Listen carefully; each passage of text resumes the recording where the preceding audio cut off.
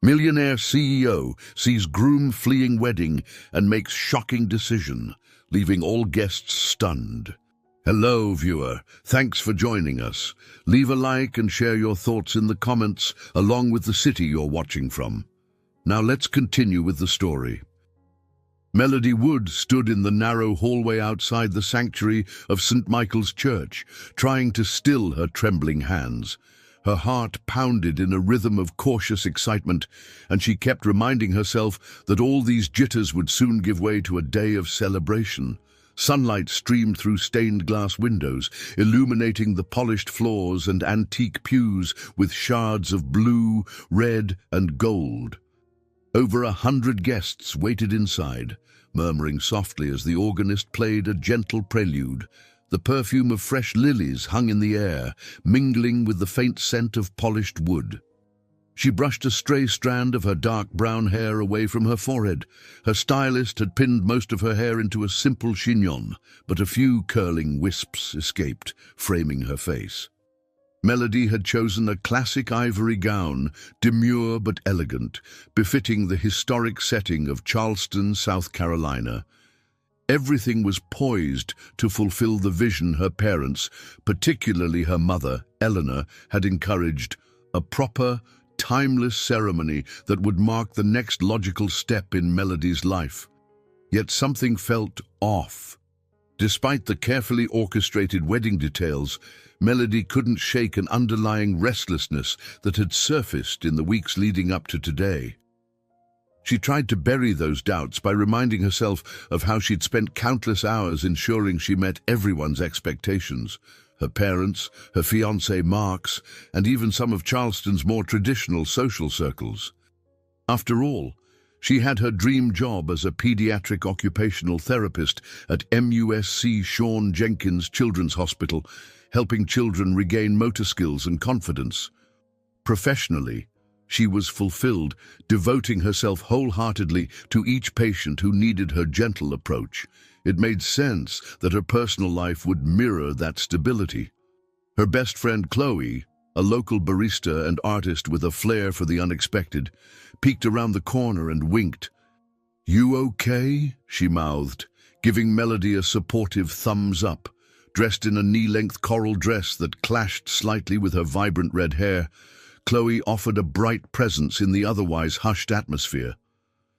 Melody simply nodded, not trusting her own voice to convey calm. She glanced at the antique clock on the wall. Mark was late, only by a few minutes, yet the slight tardiness made every second feel heavier. The wedding coordinator paced nearby, pressing her phone to her ear, apparently trying to reach him. With each unanswered ring, Melody's stomach tensed. The organist began a new piece, more upbeat but somehow ominous in Melody's ears.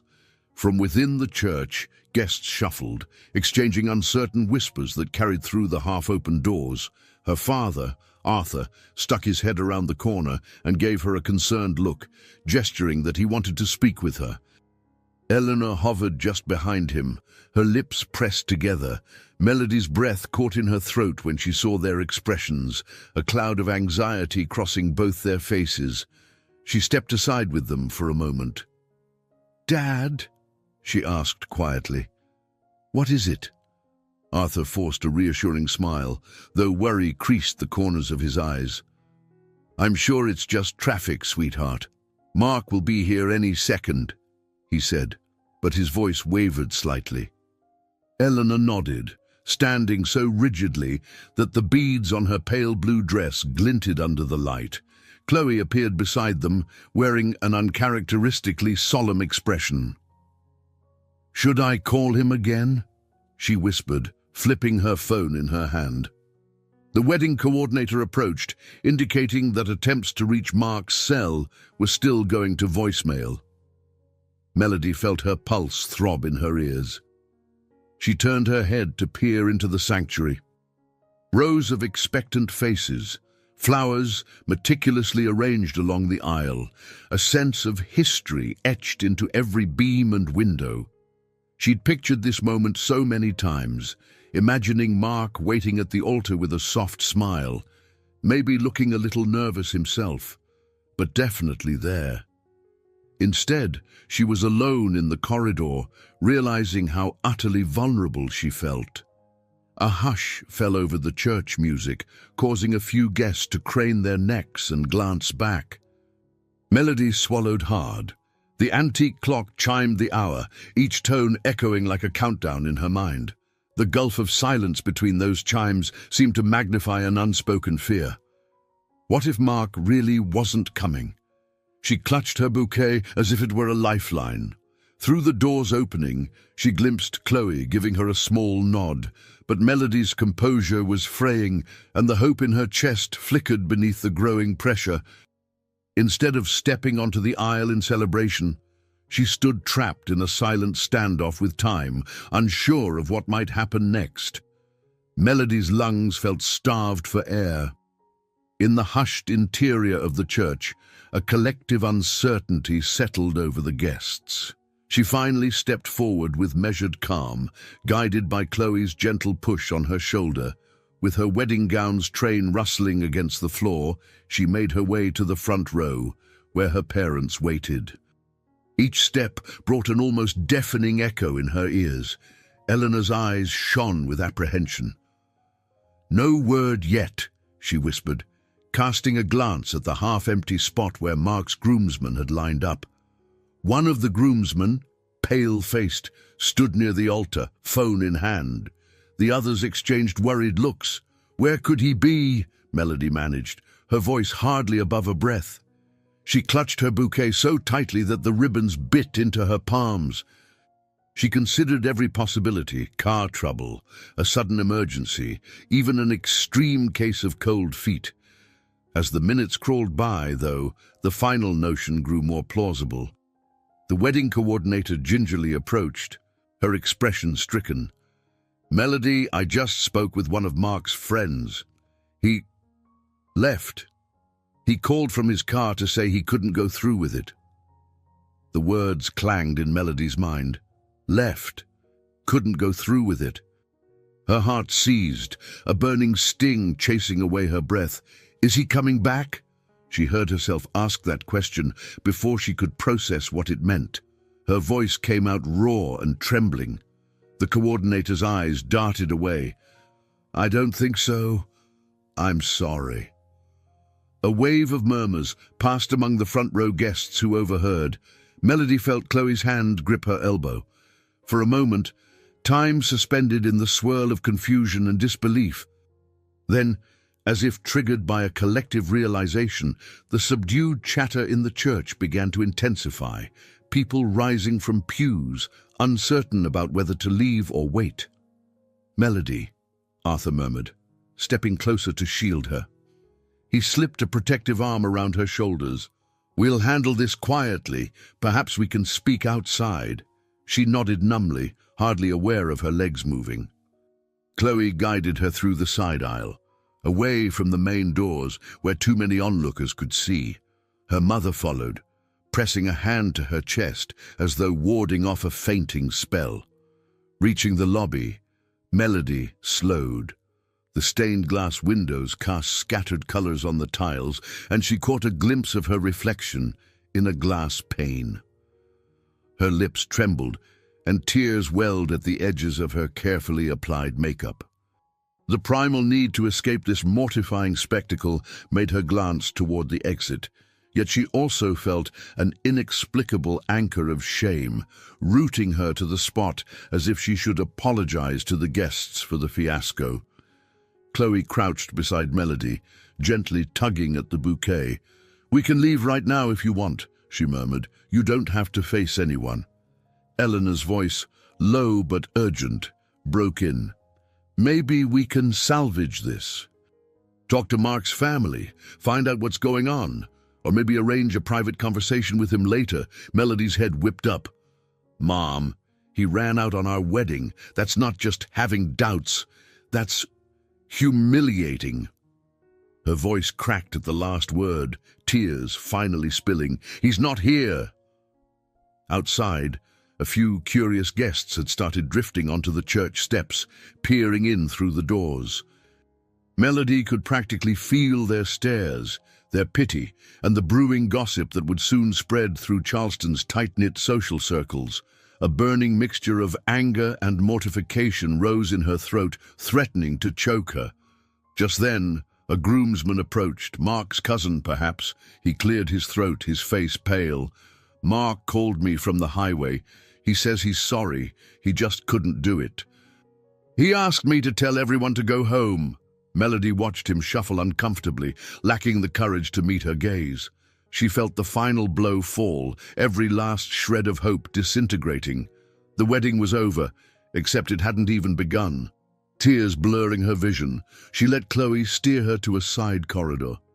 The quiet space offered no comfort, only the echo of Mark's absence pounding in her head. She was left with the staggering realization that her well-ordered plans, the dreams of building a life with Mark, were gone. And now she stood, the missing groom, haunting each step she took, with no idea how to reclaim her dignity, or what was left of it. Clutching the doorframe of the church corridor for balance, Melody felt a jolt of panic ripple through her body. She wanted to vanish, to bolt from the building before anyone else forced her to relive the embarrassment. Her mind was a frenzy of half-formed thoughts. Should she gather the guests, announce something, or let them wander away in confusion? Should she call Mark, confront him, beg him for an explanation? She closed her eyes, heat flooding her cheeks. Then, like a hand extended into darkness, a low, measured voice broke through the murmur of anxious relatives and curious onlookers. "I'm sorry for intruding, Ms. Wood, but it looks like you could use a moment away from all this." Melody turned to see Ryan Collins, a tall, composed man in a tailored charcoal suit. She recognized him vaguely as an acquaintance of Mark's business contacts. She recalled overhearing Mark mention a partnership with a successful tech firm from Atlanta, something about big investments. Now, that passing connection seemed surreal. This stranger was part of a life that had just evaporated. Her immediate reaction was to withdraw. She hardly knew him, and the last thing she wanted was pity from more people. But Ryan's calm grey eyes held no hint of condescension, only quiet concern. He extended his arm, a formal gesture that felt oddly chivalrous in the midst of utter chaos. "I can take you outside, maybe to a quieter spot," he offered gently. "No one should have to endure this kind of spectacle." Chloe glanced between them, measuring Ryan's sincerity, then gave Melody a nod. "It might help," she whispered in Melody's ear. A faint flicker of desperation seized Melody. She didn't want to face a barrage of stunned friends or, worse, people snapping photos of the jilted bride. She placed her hand lightly on Ryan's arm, uncertain if she could trust her own footing, let alone this man's motives. But with each step, the suffocating tension in the church receded behind them. They slipped through a side entrance, down a short flight of steps, and onto a quiet cobblestone path. Damp with the morning's humidity, the walkway glistened in Charleston's summer sun. Melody felt the dampness of tears on her cheeks, but the fresh air revived her slightly. "Thank you," she managed, her voice catching. "You didn't have to help me." She was torn between shame and relief. Having a near stranger see her in a wedding dress, abandoned at the altar, felt surreal. Yet in the swirl of confusion, Ryan's unruffled presence was oddly comforting. He led her toward a wrought-iron gate opening onto a small courtyard behind the Charleston Library Society. The thick foliage overhead offered a canopy of shade, broken by shafts of sunlight. The hush of this corner was a stark contrast to the turmoil just around the block. Ryan let go of her arm once they were inside. She wrapped her free arm around her waist, suddenly conscious of how extravagant her gown looked against the quiet backdrop. "I'm sorry," she murmured, realizing how bizarre the moment must be for him. "You must think I don't know what you think." His expression softened, a sympathetic crease forming between his eyebrows. I think you're someone who just got left in the worst possible way. That's all. My presence here is just coincidental. I was invited because of some partnership talks with Mark's firm. I don't know him that well, honestly. But seeing what just happened..." He paused, perhaps searching for words that wouldn't patronize her. "No one deserves this, Melody." The sincerity in his tone stirred fresh tears, but she fought them back. "It's humiliating," she whispered. She rubbed the back of her neck, wishing she could evaporate. Ryan stepped closer, his voice low. "Look, I don't have easy answers, but I do know you don't owe anyone an explanation right now. You can decide how to handle this, on your own terms." Something inside Melody cracked, releasing a flood of pent-up despair. She pulled in a shaky breath, locking eyes with the man who'd just become her unexpected ally. Maybe it was temporary, a fleeting kindness. Yet in that small, leafy courtyard, his steady reassurance was exactly what she needed. A single, solid thing to cling to when the ground had just fallen from under her feet. Seated on a stone bench in the library courtyard, Melody tried to compose herself. She could hear subdued conversation drifting from the street, where guests were likely still whispering about the bride left behind. Her phone vibrated for the 20th time, but she couldn't face answering it yet. Instead, she stared at her reflection in the screen, a woman in a white dress with smudged mascara and a heartbreak she wasn't sure how to handle. Ryan lingered a few feet away, giving her space. She appreciated he wasn't pushing for details. The weight of everything churned in her mind. Mark's disappearance, her parents' frantic phone calls, and an unavoidable realization that the life she had planned might no longer exist. Outside the confines of her professional world, she felt lost. She started, swallowing hard. "I don't even know where to go." He moved a step closer, posture careful. "You could go home, but I imagine your apartment might feel overwhelming right now. Or you could stay with your parents for a while." She twisted the ring on her finger, an engagement band that felt heavier with each second. "My parents will want me to salvage something. They'll insist I talk to Mark, or at least figure out a graceful story to tell. I'm not sure if I can handle their questions or suggestions right now." Ryan nodded slowly, crossing his arms. "Sometimes stepping away helps. Just for a bit. Until you can gather your thoughts. Do you have a friend you'd feel comfortable staying with?" "Chloe," Melody replied. "She lives downtown, near the coffee shop she works at. She's always told me I could crash there if I needed a break." It felt odd to talk about practical escape strategies in a wedding gown, but the embroidered bodice and train were reminders of a ceremony that never happened. Ryan glanced at her phone, still buzzing with calls. "Do you want me to drive you somewhere, or at least walk you to a cab? I'm sure the last thing you need is to be swarmed by curious eyes." She hesitated, scanning his expression. "You've already done a lot, and you barely know me." He managed a faint, kind smile. "That doesn't really matter, does it? I saw someone in pain, so I offered help. That's it." A lump formed in Melody's throat. She wrestled with the conflict between pride and desperation. The last thing she wanted was to appear helpless, but the idea of braving the street alone in a ruined wedding dress felt unbearable. "All right," she agreed quietly. "If you could help me get to Chloe's place, I'd be grateful." They left the courtyard, slipping through side streets to avoid the main entrance of St. Michael's. A few onlookers spotted them anyway, wide-eyed at the sight of a bride departing on foot with a stranger. Melody's cheeks burned, but she pressed forward, clinging to Ryan's steady presence. Outside a bustling row of historic buildings, Ryan managed to hail a passing ride service. He opened the door for her. "You'll be okay?" he asked softly, leaning down to meet her gaze. "If you need anything, I'll be in town for a few days, business meetings and all. You can reach out." She nodded, voice trembling. "Thank you." Ryan. He closed the car door, and she stared at him through the window for a moment before the driver pulled away. The reality set in. She was fleeing her own wedding. No cheerful newlywed send-off, no honeymoon departure. Just an escape from heartbreak and shame.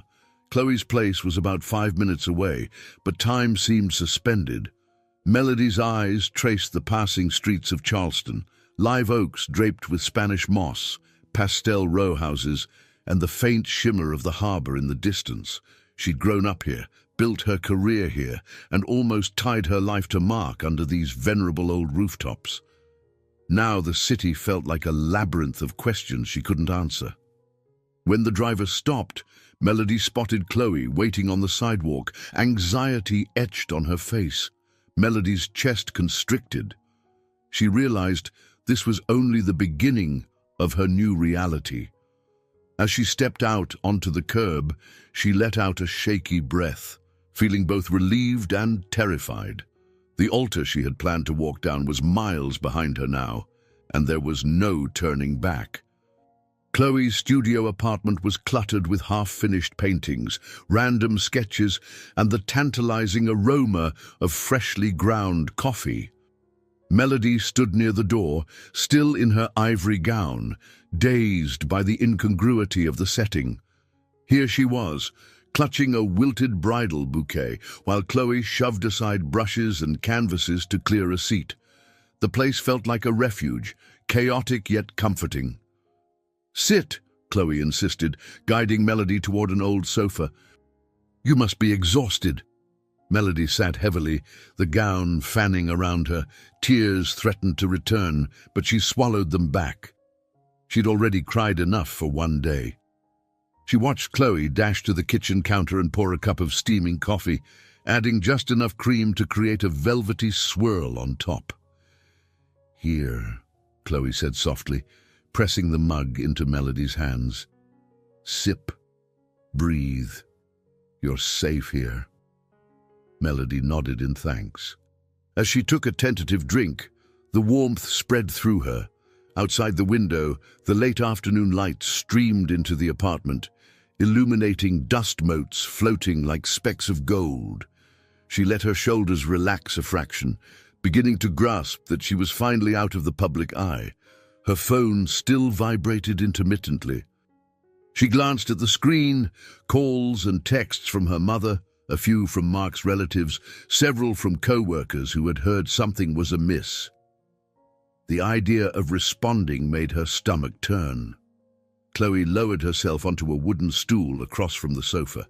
"You don't have to talk to anyone if you don't want to. Not right now." Melody exhaled shakily. "My parents probably want me to come home, or at least face them and explain why." This happened. She gestured to her dress, as if it were a relic from another life. "But I can't deal with it tonight. I can't." "Then don't," Chloe said matter-of-factly.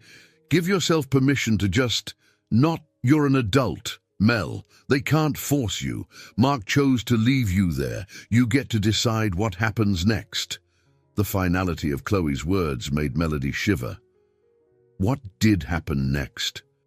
For years, she had carefully followed the steps that seemed to define a stable life: earn her degree, secure a respectable position helping pediatric patients, date a man from a respectable family, plan a respectable wedding. Now that the final piece had crumbled, she found herself frighteningly unmoored. Staring at a painting of abstract flowers pinned to the wall, Melody began recalling her old hobby of photography, the quiet hours she used to spend capturing Charleston's hidden corners. She'd given it up to focus on her job and Mark, setting aside the camera she once loved. Why had she been so quick to dismiss that part of her life? Her phone buzzed again. She muted it, letting silence settle around them. Chloe, sensing Melody's internal swirl of emotions, scooted onto the sofa and wrapped an arm around her. "You're free now," she said gently, voice barely above a whisper. "Free from pleasing Mark or your parents or anyone else. This is your chance to figure out what you really want, not what's expected." Melody's throat tightened, but her tears no longer felt like pure grief. For the first time since she'd found herself alone in that church corridor, she recognized an unexpected glimmer of relief. With Mark gone, so too was the weight of fulfilling everyone else's plan. That thought both scared and exhilarated her. She placed the mug down, carefully stood, and stepped out of the wedding gown. Chloe found a spare t-shirt and sweatpants, which Melody slipped on with trembling relief. Peeling off the layers of satin was like shedding a false skin. She exhaled a shaky breath, brushing her hand through her freed hair. "I'm not going back to my parents' house tonight," she murmured. "I need space. I need—" Her voice trailed off. Chloe pressed her hands gently. "You need to rediscover yourself, Mel. Take your time. I'm here." Outside, the Charleston skyline glowed with the final rays of dusk. The city was the same, but for Melody, everything had changed in a single day. She glanced toward the window, feeling the stirrings of a small, unfamiliar hope. Maybe this unexpected rupture was an invitation to truly live, on her own terms, for the first time in her life. 3 days after the wedding fiasco, Melody found herself in Chloe's living room, surrounded by half-emptied boxes of wedding favors and carefully wrapped gifts that now needed returning. Each box felt like a small funeral for the future she'd planned, a future that had evaporated in one humiliating afternoon. She clutched a letter opener, slicing through packing tape and forcing herself to confront the contents inside. Fine china sets, personalized glassware, embroidered hand towels, everything symbolized a life she was supposed to share with Mark. A tightness built in her throat whenever she encountered a gift card containing cheerful messages of best wishes for the couple. She hated returning these tokens. Yet, the alternative, keeping them, felt too painful. At her side, Chloe scribbled addresses onto shipping labels, occasionally muttering under her breath about how unfair all of it was. "Remember," Chloe said, smoothing a label onto a large box, "you're the one who got abandoned. You shouldn't have to be the one fixing this mess." Melody tried to form a half-smile but failed. She set the letter opener aside and massaged her temples. "It's the last thing I feel like doing, but I can't just let these gifts gather dust or force Mark to handle it. My mother would have a fit if I ignored etiquette." Chloe rolled her eyes. "Etiquette is for people who haven't been publicly humiliated. Still, I get it." "This is your way of taking control, I suppose." Melody nodded. Each sealed package felt like a step forward, however small. She glanced around Chloe's cluttered apartment, paint-spattered tarps on the floor, art supplies piled on the dining table, and the persistent aroma of coffee grounds and acrylic paint. Though chaotic, it felt more welcoming than her own meticulously decorated condo ever had. She'd spent the past few nights on Chloe's pull-out sofa, drifting to sleep amid half-finished canvases and the comforting hum of the city just outside. Since the day she fled the church, messages and calls had poured in from co-workers, neighbors, and distant acquaintances. Some offered sympathy, others brimmed with curiosity veiled under concern. Melody was learning how small Charleston could feel when scandal took center stage. She'd done her best to ignore it all, letting each unanswered ring remind her she wasn't ready to discuss what had happened. A firm knock at the door made both women freeze. Melody exchanged a tense look with Chloe. Lately, every knock or ring brought the possibility of more unwanted drama. Chloe stood and approached the door cautiously. To their relief, it was only a courier delivering yet another package, an order of blank canvases for Chloe's next project. After shutting the door, Chloe laid the canvases against the wall, shaking her head at the never-ending deliveries. "You know," Chloe said, returning to the table stacked with boxes, "I've been thinking maybe it's time you got back to your normal routine, like going to work. Hiding here with me is fun and all, but you love your job. It might help distract you." Melody fidgeted with a piece of packing tape stuck to her fingertip. "I've thought about it. But I'm dreading the looks and the whispers. Those kids at the hospital adore you," Chloe reminded her gently. "They couldn't care less about gossip. Your colleagues, well, they might talk behind your back for a bit, but it'll die down. Maybe focusing on your patients again will ground you." She knew Chloe was right. Crawling under the covers each morning felt tempting, but that wouldn't heal the wound. In the last few days, she'd hardly checked on her patients or the hospital updates. Feeling guilty for her absence, she took a breath and reached for her phone. Dozens of missed calls. But her immediate focus landed on a simple text from Dr. Bennett, her supervisor at MUSC Sean Jenkins Children's Hospital. "Just checking in. Hope you're all right. Let me know if you need time." Time. Wasn't that what everyone said she needed? Time to get over the betrayal. Time to rediscover herself. Time to let the gossip fade. But staying idle only deepened her sense of vulnerability. She realized she craved the structure her job provided and the genuine sense of purpose it gave her. "Okay," she said quietly, meeting Chloe's eyes. "I'll go in tomorrow. We'll ship the rest of these gifts tonight, and tomorrow I face everyone." Chloe smiled, a rare, gentle grin. "Good. Embrace the storm, Mel. It's the only way you'll come out stronger on the other side." Melody pulled into the hospital parking lot early, hoping to slip inside before too many co-workers arrived. Her stomach fluttered with a mix of nerves and anticipation. She had chosen a comfortable pair of navy blue scrubs, an outfit that felt reassuringly familiar. Gone was the glamorous bridal gown. She was back in her professional armor, ready to assist kids in reclaiming mobility and independence. As she walked through the lobby of MUSC Sean Jenkins Children's Hospital, she received a few double takes from colleagues who obviously recognized her. Yet she kept her gaze forward, heading straight for the pediatric occupational therapy wing. She reminded herself that the children, her real priority, wouldn't ask awkward questions or gossip. They would just be happy to see a familiar, supportive face. Her workspace, a bright and colorful therapy room, beckoned. Shelves filled with puzzles, therapy balls, and adapted toys lined the walls. A rainbow rug covered the center floor, where she often sat with younger patients to work on coordination and fine motor skills. Stepping over that threshold felt like coming home. For a moment, she forgot the swirling scandal that had consumed her personal life. "Melody!" A fellow therapist, Karen, popped her head out of a supply closet. "Hey, it's good to see you."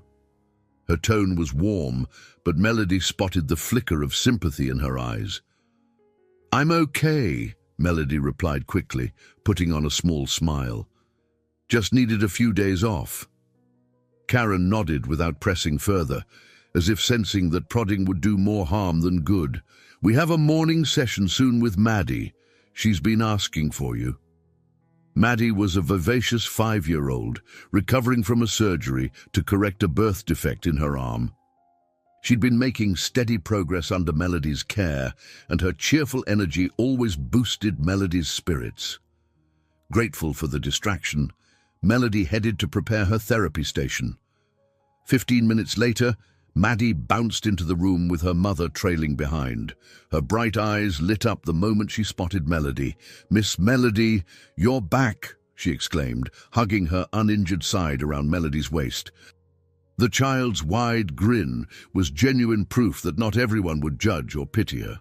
"Hey, Maddie," Melody said softly. "I missed you too." Within minutes, they were immersed in finger-painting exercises designed to strengthen Maddie's grip. They giggled together when bright colors smeared across the table. For that half hour, the outside world disappeared, replaced by the simple joy of helping a child reclaim her abilities. However, once Maddie left, a hint of tension returned to the air. One by one, staff members stopped by. A passing nurse with a sympathetic smile, a social worker who gently inquired if Melody needed support, and even Dr. Bennett himself. He paused in the hallway, arms crossed, and lowered his voice. "You sure you're all right to be here?" he asked, a fatherly concern evident in his gaze. Melody mustered a reassuring nod. "I am being here." "Helps," she hesitated, then added, "Thank you for understanding." He gave a kind grunt. "You're one of our best. Take it slow if you need to." By midday, Melody was exhausted, though not entirely from work. Navigating the undercurrent of pity proved draining. She found refuge in an empty break room, sipping water as she stared out a window at the Charleston harbor. Sunlight gleamed off distant waves, reminding her of possibilities, of the city's gentle pull.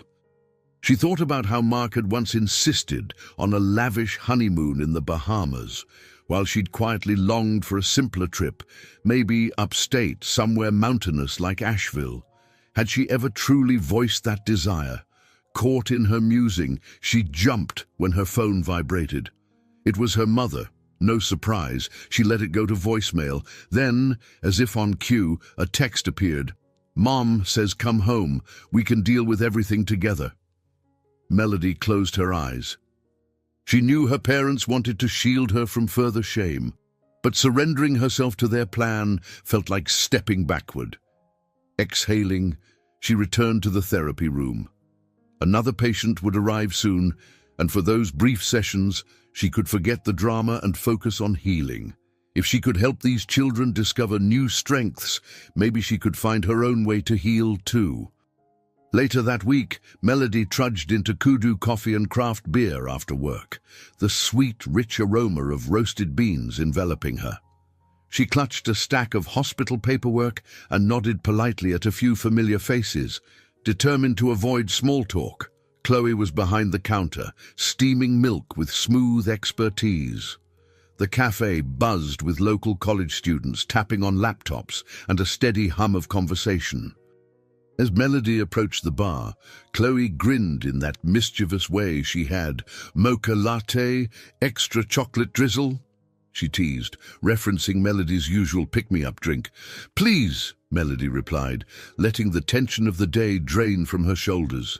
She dropped her paperwork on a nearby table, deciding she would finish it after a quick mental break. Chloe slid the latte across the counter. "By the way," she said nonchalantly, "Ryan called." Melody nearly choked on her first sip. "Ryan? Collins?" "Yep. The fancy CEO with the good hair," Chloe answered, leaning forward. "He stopped by earlier looking for you. Said he'll be in town for a bit." Melody felt a flutter in her stomach, recalling his quiet confidence the day of the non-wedding. She hadn't expected him to reach out again, though she'd thought about his kindness more times than she cared to admit. Did he leave a message? Chloe nodded, handing over a small napkin with a scribbled phone number and a note. "Coffee. Ryan." Melody's pulse quickened. The straightforwardness of his invitation stirred both curiosity and caution. She wasn't sure how she felt about seeing him again. Her emotions were still a tangled mess, and the specter of Mark lingered in every corner of her thoughts. "Are you going to call him?" Chloe pressed. Eyebrows lifted. Melody tucked the napkin into her bag. "I don't know, maybe." The day Mark fled the altar, Ryan had been her lifeline out of humiliation. She wasn't sure if they were meant to remain casual acquaintances, or if something more could develop, but the idea of connecting again was both comforting and terrifying. She lingered at the cafe for a while, sipping the mocha latte and organizing patient notes. Now and then, customers recognized her, offering sympathetic nods. The echoes of being that poor bride still resonated around town, though most people refrained from outright questioning her. Maybe they sensed she'd had enough prying for one lifetime. As she stood to leave, her phone buzzed, a text from a number she didn't recognize. "Hi, Melody, it's Ryan. Chloe gave me your cell. Sorry if that's too forward. I'm in Charleston a few more days for meetings, coffee tomorrow. Her heart thudded. She stared at the screen, scanning his words like they might dissolve if she blinked. Though she dreaded more public scrutiny, she realized she also felt a flicker of genuine excitement. Ryan had treated her with respect during her worst moment. Perhaps meeting him for coffee would offer a chance to talk openly, outside the swirl of drama. She typed back a brief message. "Hi, Ryan, I'd like that. Let me know the time and place." Then she quickly locked her phone and exhaled. It felt like stepping onto a new stage before she'd fully rehearsed. That evening, after dinner at Chloe's apartment, leftover pasta and random bits from the fridge, Melody gathered her courage and texted Ryan again, confirming a time. They decided on tomorrow afternoon at Kudu, a space she knew well. The location gave her a sense of comfort and control. Lying in bed later, Melody found herself anticipating their conversation. She told herself they were just two acquaintances, nothing more. Still, an undercurrent of hope tugged at her chest. Maybe it was the possibility of forging a new connection that wasn't defined by heartbreak or other people's expectations. For the first time since the wedding fiasco, she drifted to sleep without replaying Mark's betrayal in her mind. Instead, she pictured a quiet table at Kudu Coffee, 2 cups steaming, and a conversation that might open a path towards something meaningful, whatever shape that might take. Mid-afternoon sunlight poured through the broad windows of Kudu Coffee, casting warm rectangles of light on the polished floor. Melody had secured a small table near a wall decorated with local artwork. Her knee bounced under the table as she waited for Ryan, a nervous energy coursing through her. She glanced at the people passing outside, tourists with shopping bags, locals walking dogs, the swirl of downtown Charleston life. When Ryan stepped through the door, a polite smile lit his features. He was dressed in a crisp white shirt and dark slacks, exuding a quiet confidence. Catching sight of Melody, he raised a hand in greeting, then navigated the tables until he reached her. "Thanks for meeting me," he said, setting his phone aside and taking a seat opposite her. "I know things have been chaotic." Melody forced a small laugh. "Chaotic is an understatement. But I'm glad you reached out." She gestured toward the counter. "Would you like something?" He nodded, and Melody rose to place their order, a cold brew for him, a cappuccino for herself. As she waited for the drinks, she realized how unusual this scenario was. Just days ago, they'd barely known each other, and now he was the one person who'd witnessed her lowest point without judging. When she returned, Ryan accepted his cold brew with a grateful nod. "How are you holding up?" She considered deflecting the question, but something in his calm gaze made her want to be honest. "Some days are easier than others," she admitted. "Returning to work has helped. I focus on the kids instead of the gossip. But sometimes I still feel like I don't know, in the middle of a public sideshow." His expression softened. "I understand. I've had my share of messy personal moments becoming public, especially during my divorce a few years back. Nothing quite like this," he added quickly, "but I do know how it feels when your life is under a microscope." Melody leaned forward, curious yet cautious. "Mark mentioned you were divorced, but he didn't share many details." Ryan shrugged lightly. "It was a bad breakup. We married young, grew apart once I started my tech firm. She felt I neglected her. Maybe I did. By the time we realized it, too much damage was done." He paused, swirling his cold brew. "Anyway, I'm not eager to repeat that kind of heartbreak, but I'm also not swearing off companionship. Life is complicated." His candidness offered Melody a flicker of reassurance. Perhaps they both carried scars, his from divorce, hers from a nearly wedding that imploded. For a moment, they sat in companionable silence, sipping their drinks as the cafe's chatter floated around them. Eventually, Melody cleared her throat. "Thank you again for helping me that day. I don't think I ever properly said how grateful I am. You gave me a way out." He waved a hand. I just did what anyone with an ounce of compassion should have done. But if it made a difference, I'm glad. A faint smile tugged at his lips. I'll be in Charleston for a couple more days. We're finalizing a partnership with Mark's former firm. Awkward timing, I know, but business sometimes moves independently of personal drama. She bit her lip. I hope you don't feel stuck in the middle of all that. Mark's not exactly on my contact list anymore. I have no idea what he's doing now. Ryan hesitated. I had a brief conference call with him yesterday. Honestly, I tried keeping it strictly professional. He sounded not great. Apologetic, I guess. A swirl of mixed emotions knotted in Melody's gut. Apologetic was a far cry from the damage he'd caused. Yet hearing that he regretted his actions brought her no relief. Instead, she felt more certain she needed to reclaim her own direction, free from Mark's shadow. Ryan set his cup down. If you ever need an outside perspective, or just a friend who isn't tangled in Charleston's social circles, I'm willing to lend an ear. No pressure.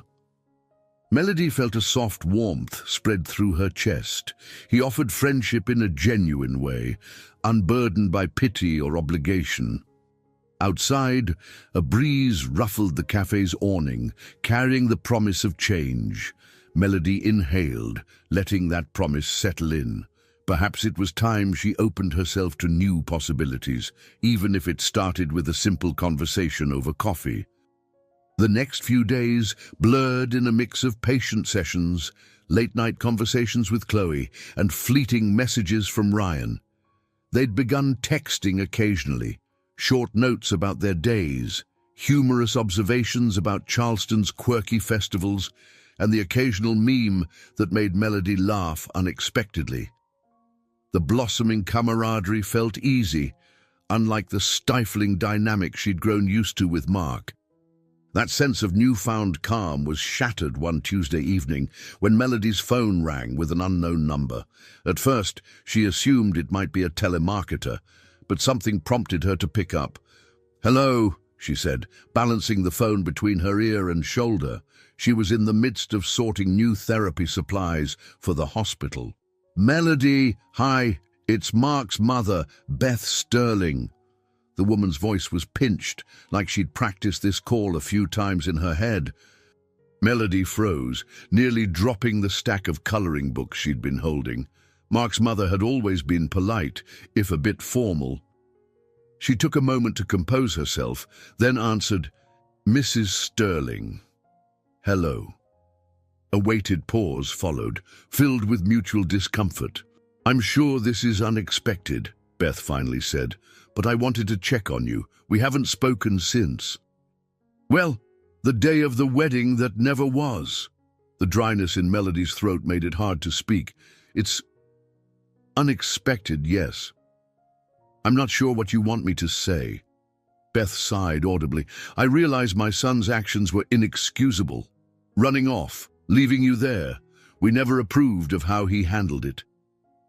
Her tone held a faint tremor, perhaps regret or embarrassment. "Mark is back in Charleston, you know. He's been staying at our family home. He's not himself. I think he's struggling with guilt."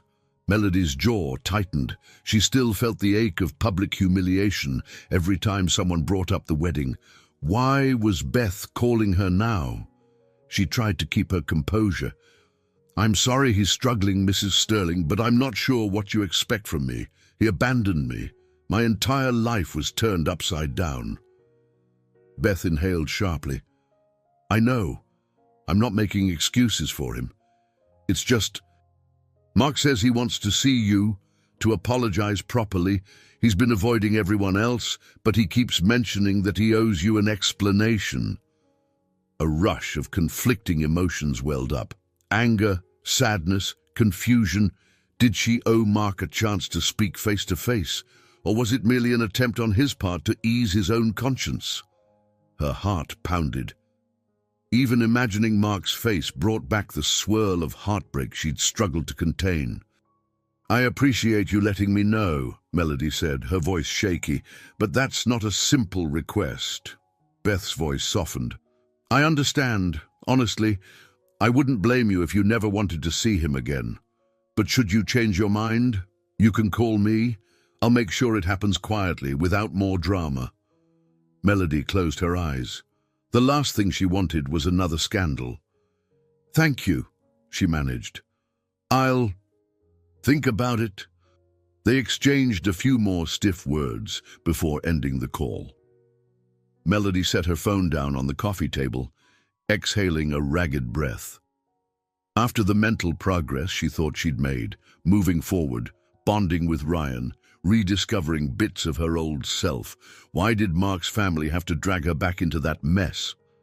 Eventually, she gathered her purse and left Chloe's apartment, heading to her own condo for the night.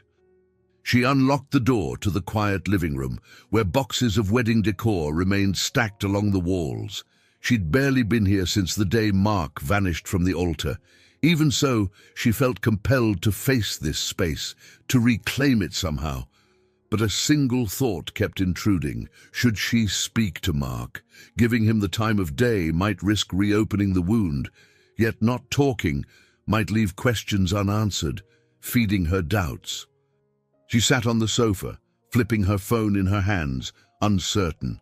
A text from Ryan pinged, "Hope you're having a good night? Busy day here, but thinking of grabbing coffee tomorrow? Interested?" Melody stared at the words, relief washing over her. For now, she could at least focus on what was healthy and supportive. She typed back a quick yes, feeling the knot in her chest loosen slightly. Whatever Mark wanted, she wasn't ready to decide yet. Meanwhile, she had the promise of coffee with Ryan, a gentle reminder that healing could still happen on her own terms. Melody stood in her living room, gazing at the half-packed boxes of wedding decorations she had abandoned weeks ago. The condo smelled slightly stale from disuse, its silence pressing against her. She hadn't slept well, the phone call from Mark's mother replaying in her mind, stirring conflicts she'd hoped to shelve. She wondered if she'd ever truly escape the shadow of that unfinished wedding. A beep from her phone interrupted the stillness. She checked the screen. Ryan Collins. A small swell of relief replaced the anxious knot in her stomach as she read his text. "In town again. Will you join me at the Gibbs Museum Gala this weekend? I'd love your company. No pressure if it's too public." She hesitated, rereading his invitation. The Gibbs Museum of Art annual gala was a high-profile event, typically filled with Charleston's elite. Under normal circumstances, she would have declined, wary of scrutiny, yet she felt an odd pull toward accepting. Perhaps facing these social circles would help her reclaim her dignity. She typed back a tentative yes before her courage failed, then promptly sank onto her sofa, heart pounding. Later that afternoon, Melody headed to Chloe's cafe, wanting to talk it through. She found her friend restocking shelves of local pottery mugs. When Chloe saw Melody's tense expression, she set aside her task and motioned for Melody to follow her to the back room. "You look rattled," Chloe observed, crossing her arms. "What's up?" Melody chewed her lip, then told her about Ryan's invitation to the gala and her impulsive decision to say yes. "It might be too soon," she confessed, "but a part of me wants to show people I can still go out in public without shame. And She paused, a light flush coloring her cheeks. "I like talking to him." Chloe considered this, tapping her foot on the worn floor. "Look, you're not obligated to hide forever. Ryan clearly respects you. Going out with him doesn't make you some scandal magnet. It makes you someone who refuses to let Mark's actions define your life." Melody sighed, relief washing over her. "It's still scary. People will see me and think, 'Oh, that's the bride who got abandoned.'" Chloe shrugged. "They might think that. But do you really care anymore?" She arched an eyebrow, then gave Melody's arm a reassuring squeeze. If you're feeling it, do it. The next few days flew by. Between therapy sessions at the hospital and preparations for the gala, Melody barely had time to dwell on Mark's mother's call. She did receive a second voicemail from Beth, gently urging her to meet Mark, but Melody still needed time. Dealing with him right now felt like inviting a tornado into her fragile calm. Finally, Saturday arrived. A balmy evening in Charleston, warm breezes drifting off the harbor. Melody slipped into a seafoam green cocktail dress that Chloe had helped her pick out. Its clean lines contrasted with the frills of the ill-fated wedding gown, and she felt unexpectedly confident when she saw her reflection in the mirror. Ryan picked her up at the entrance to her building, stepping out of a black car with an easy smile. "You look incredible," he said, opening the door for her. She caught a whiff of his subtle cologne as she slid into the passenger seat. Her nerves spiked when they reached the Gibbies Museum, where a small crowd mingled on the front steps, the soft glow of chandeliers spilling through tall windows. Ryan offered his arm, and she took it, heart hammering as they walked inside. The main hall was filled with Charleston's socialites, local business owners, and art patrons. The hum of polite conversation mixed with the strains of a chamber orchestra. White-clothed tables displayed auction items, while servers floated past with trays of champagne. Melody squared her shoulders, conscious that tonight was her first major appearance since the debacle at St. Michael's Church.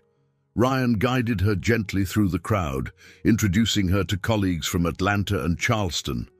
Although a few curious glances landed on her, Melody mustered a calm smile, reminding herself that this was her life to reclaim. She refused to let whispers define her, and with Ryan at her side, supportive, poised, she felt a stirring of hope that perhaps the last chapter of her story was finally closing, making room for a new one to begin. The lobby of the Gibbies Museum dazzled with gilded frames, elegant floral arrangements, and the soft murmurs of Charleston's well-heeled. As Melody and Ryan mingled, she was acutely aware of people casting discreet glances their way. Despite the prickle of self-consciousness, she forced herself to hold her head high. This was a different stage, a chance to rewrite her narrative. A few acquaintances approached them. One was a woman Melody recognized from past social gatherings, her pearl necklace catching the light. "Melody," she greeted warmly, though a flicker of curiosity lit her eyes. "Haven't seen you around lately. How have you been?" Melody managed a courteous smile. "I've been busy with work, but I'm good, thanks." The woman's gaze flicked momentarily to Ryan, who returned a polite nod. "Well, it's lovely to see you," she added, "and you look radiant." They moved on, leaving Melody with a faint relief. She knew the question on everyone's lips. Isn't she the bride who got stood up? But no one uttered it openly. Society niceties forbade such directness. Still, she braced herself for prying questions at any moment. Eventually, Ryan steered her toward a quieter part of the gallery, displaying contemporary art. He leaned close to speak over the gentle music. "You doing okay?" She exhaled softly. "Better than I thought. It's easier with you here." Ryan's lips curved into a hint of a smile. "I'm glad. I won't let anyone corner you." She appreciated his tactful blend of protection and respect. Though they were not officially a couple, his actions felt genuine, not forced. He was simply there to stand beside her, allowing her to face these social circles at her own pace. A voice intruded from behind, resonating with an insincere sweetness. "Melody Wood, right?" They turned to see a sharp-eyed man who wore the practiced grin of someone used to meddling. She recognized him from local society columns, Larry Moore, a freelance journalist known for sensational tidbits. Melody's pulse quickened. Ryan's posture tensed. "Been meaning to chat," Larry said smoothly, adjusting the press badge clipped to his lapel. I'm doing a piece on Charleston's modern entrepreneurs and notable personalities. Heard about your philanthropic work at the Children's Hospital and your sudden personal developments. Care to comment?" Her cheeks flamed. "No, I'm here as a guest to support the museum. I'm not looking to make any personal statements." Larry tilted his head, eyes gleaming. "So you've moved on from poor Mark, I take it. How does one go from abandoned bride to, well, enjoying the company of a new man so quickly?" Melody's stomach churned at his invasive tone. She fumbled for a measured response, but Ryan spoke first, his voice calm yet firm. "I'm sorry, but Miss Wood isn't interested in discussing her private life. If you want a story, write about the art on display." "That's what this event is for." Larry feigned a pout, pen hovering over his notepad. "Just doing my job. The public's curious, you know." Ryan's eyes hardened. "Curious or not, this isn't the place for scandal chasing."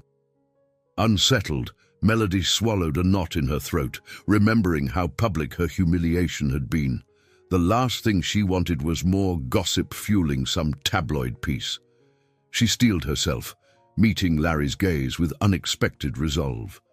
"I'd appreciate it if you respected my boundaries," she said simply.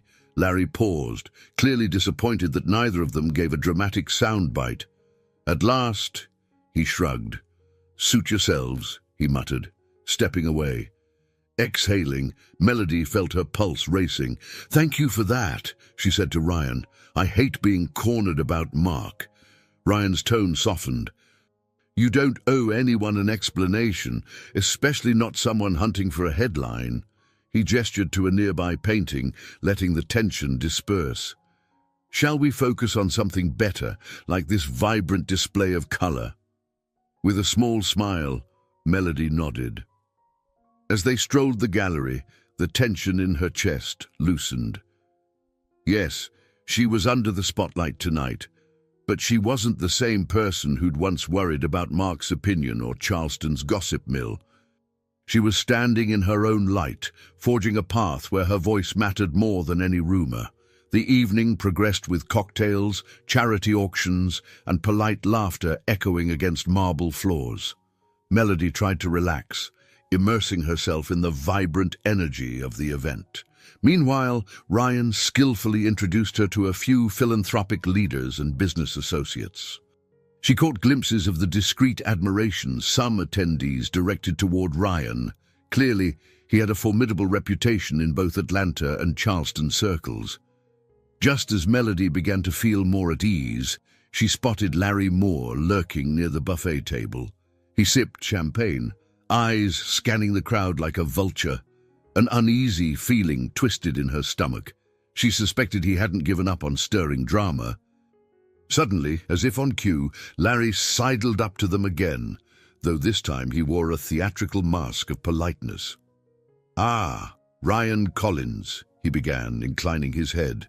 "Heard your tech firm made quite a splash on the West Coast. Any big announcements for Charleston?" Ryan remained unflappable. "We're exploring expansions to support local startups," he said coolly. "If that interests you for an article, you can reach out to my public relations team." Larry grinned, turning to Melody. "I'm more intrigued by personal developments, Ms. Wood. Last the city heard, you were expecting to be a blushing bride. Now you're attending high society galas with a well-known CEO. Any comment on whether your ex-fiancé regrets losing you to a bigger fish?" A hush seemed to settle around them, as if the air pressure shifted. Melody inhaled sharply, aware that nearby guests pretended not to listen, but were clearly eavesdropping. The last thing she wanted was a public confrontation. She could practically feel Ryan's protective energy at her side. But before she could gather her response, Ryan's voice sliced through. "What happened to Melody is her private concern," he said, measured yet commanding. "And since you're so interested, let me make something clear. The one who ran is the one who lost out. Melody deserves respect, not invasive speculation." His tone carried enough authority that conversation around them tapered off and heads turned. Larry blinked, caught off guard. Well, I'm only trying to... Trying to what? Ryan's expression was calm but steely. Generate clicks, turn a woman's heartbreak into cheap gossip. If you want a real story, write about how she's dedicating herself to pediatric occupational therapy, or how she refuses to let a humiliating event define her. That's integrity. Print that, if you're so inclined. A ripple of gasps spread among onlookers. Melody felt her cheeks burn, but not from shame, rather from astonishment at Ryan's public defense. In a single, powerful speech, he'd flipped the narrative, confronting the city's insatiable curiosity head-on. Larry stood there, pen poised in mid-air, looking momentarily rattled. Then, regaining some composure, he cleared his throat. My apologies if I overstepped. Good evening. Without further snide remarks, he backed away, though Melody doubted he'd dropped the story so easily. As the onlookers murmured, Ryan turned to Melody, gently resting a hand on her arm. You okay? He asked softly. Her mind whirled, adrenaline pumping. I'm fine, she managed, voice trembling. That was unexpected. You didn't have to... Yes, I did, he interjected firmly. You've been through enough. Shaken but touched, Melody glanced around.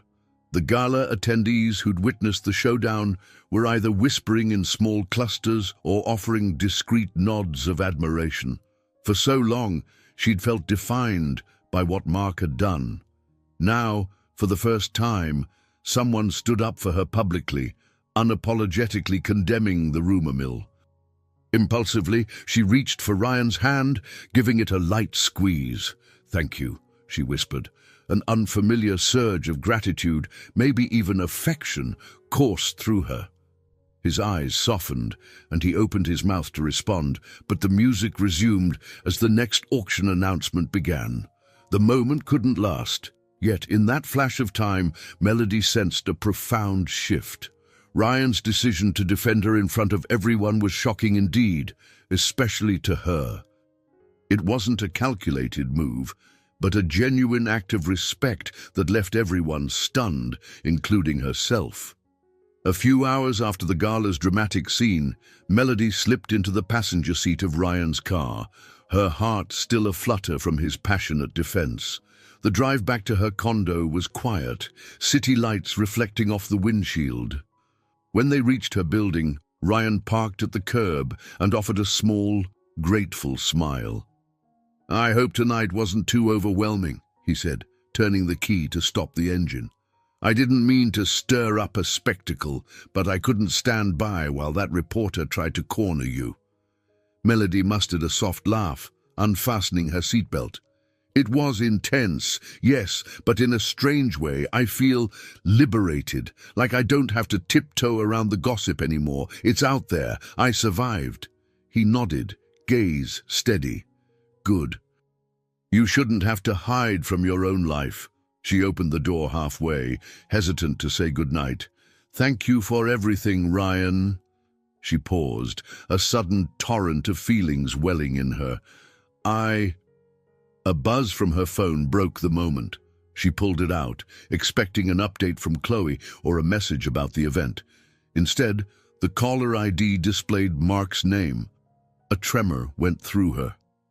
It's Mark, she said quietly, glancing at Ryan, Ryan's brow furrowed.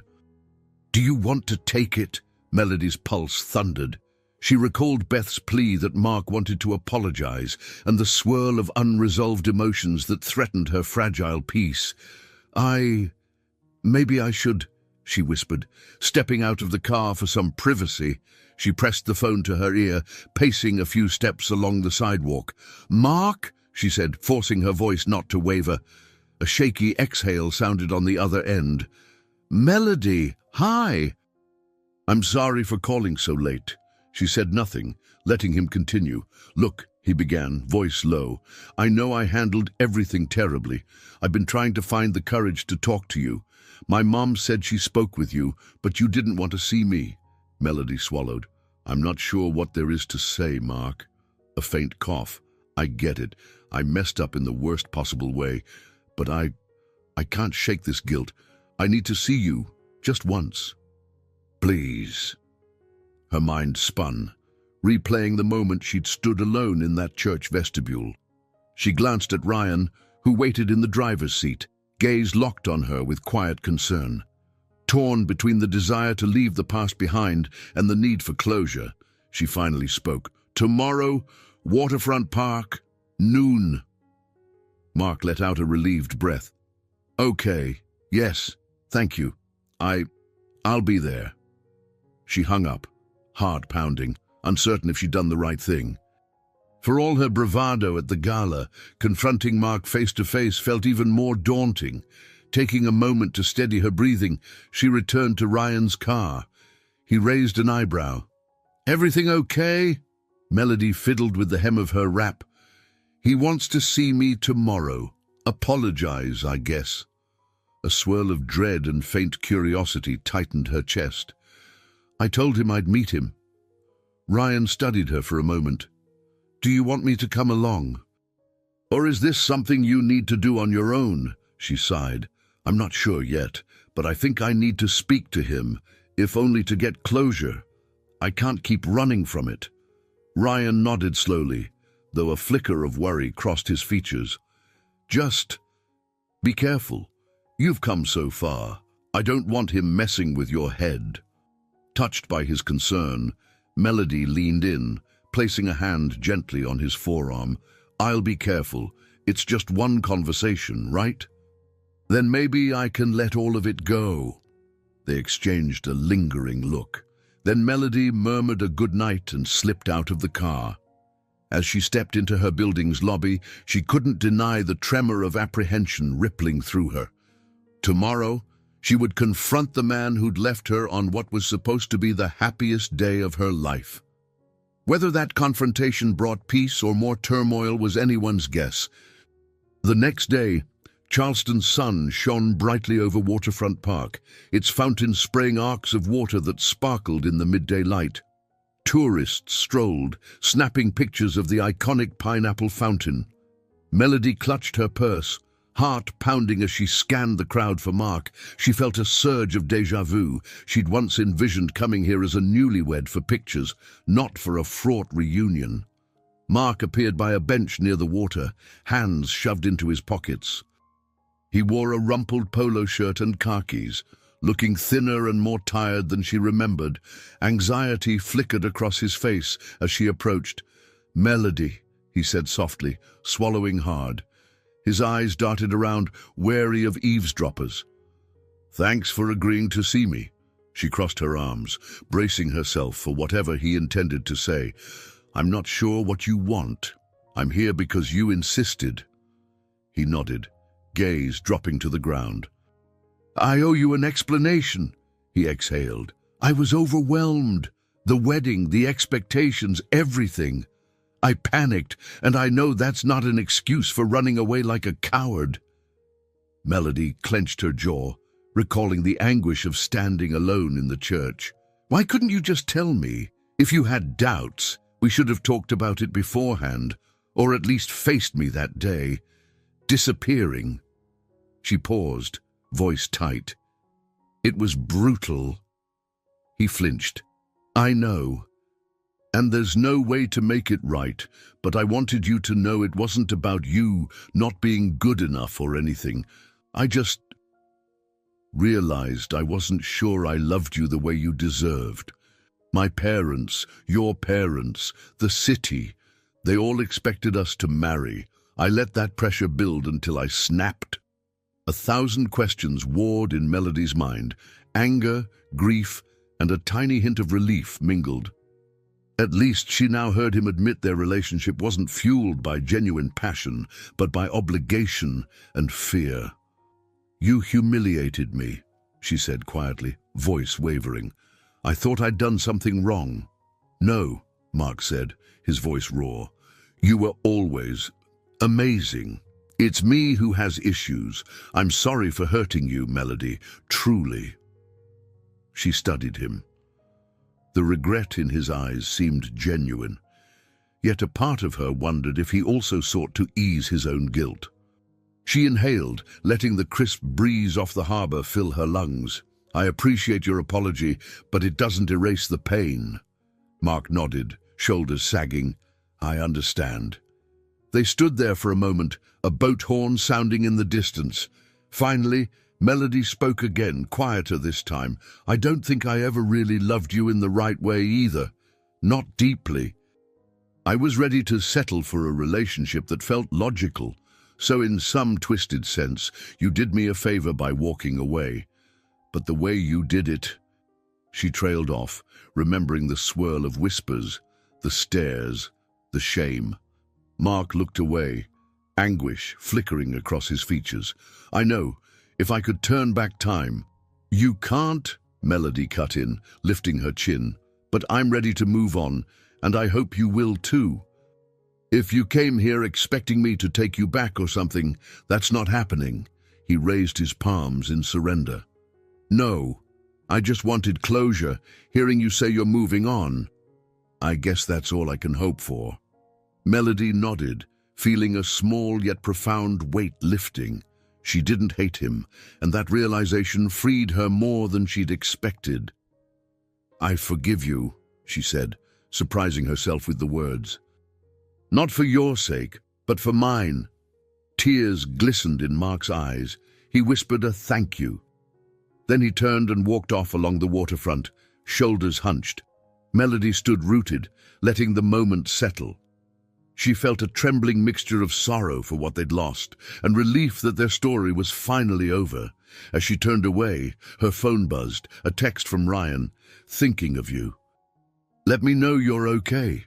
The corner of her mouth twitched into a sad, hopeful smile. She was, in fact, okay, maybe even better than okay, because no matter the damage left behind, she could choose to rebuild her life on her own terms.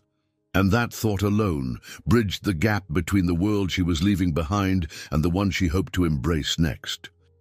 Late that same afternoon, Melody drove aimlessly along the scenic route by the Charleston harbor. Windows rolled down, letting the salty breeze whip through her hair. She'd just left Waterfront Park, where she'd finally confronted Mark. Though she felt an odd relief from hearing his apology and offering forgiveness, an undercurrent of turmoil brewed beneath the surface. Questions about her future still loomed. Soon, her phone buzzed with a call from her father.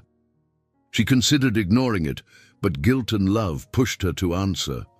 "Hey, Dad," she managed, trying to keep her voice even. Arthur Wood's tone was gentle but insistent. "Melody, your mother and I have been worried. We'd like you to come over for dinner tonight. Please, we need to talk about all this." She inhaled, gripping the steering wheel. She knew they meant well, but she dreaded their need for control. Nonetheless, she found herself agreeing. Within half an hour, she was pulling into the driveway of her childhood home, an elegant two-story house with meticulously trimmed hedges and a front porch that once felt safe and warm. Her mother, Eleanor, opened the door before Melody could knock. "There you are," she said, eyes glimmering with worry. "We've been so concerned." "Come in, dear." Melody stepped into the foyer, surrounded by framed family photos and the scent of Eleanor's roast chicken. Nostalgia mingled with a sense of suffocation. This was the environment that had molded her sense of duty and propriety. No matter how old she got, it seemed she couldn't fully escape their expectations. Arthur ushered her into the dining room, where the table was already set. Conversation started politely, but it quickly veered toward Mark. "He told us he wants you to at least think about giving him another chance," Eleanor said softly, hands clasped in her lap. "Maybe not marriage right away, but to rebuild trust." Melody's fork froze midway to her mouth. "He mentioned no such thing to me. He only asked for my forgiveness, and I gave it, but that's all." Eleanor exchanged a glance with Arthur, who cleared his throat.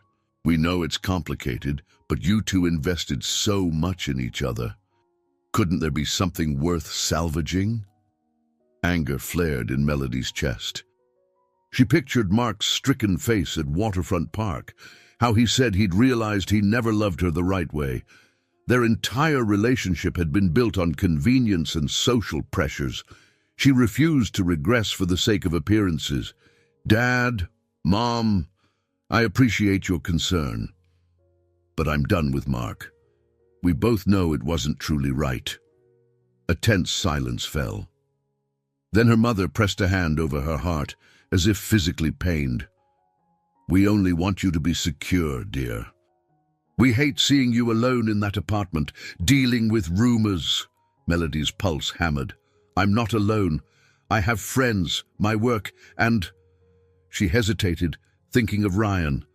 They weren't official, but he was certainly more than a passing acquaintance, yet she feared letting her parents in on that part of her life, afraid they'd pounce with more scrutiny or disapproval.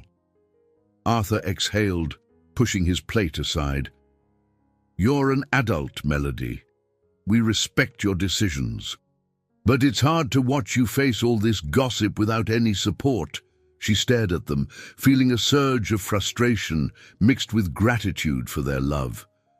"I know you want to protect me," she said softly, "but trying to push me back into Mark's life won't fix anything. I need to live on my terms." Eleanor's eyes glistened. "Then at least come home for a while. Let us help you manage the fallout." Something in Melody snapped. The idea of moving back felt like surrender. She remembered how isolating it had been to revolve her life around Mark, to meet everyone's expectations. Rising from the table, she steadied herself. "I'm sorry, but that's not what I need." Her father opened his mouth as if to protest, but Melody lifted a hand. "Thank you for dinner. I'm grateful for your concern, but I'm handling this my way." Without waiting for a response, she left the table, retrieved her purse, and walked out. Returning to her car, she sat for a moment, hands shaking. Tears welled up, fueled by conflicting loyalties and unresolved grief. She felt caught in a free fall, her old safety nets gone, her new path uncertain.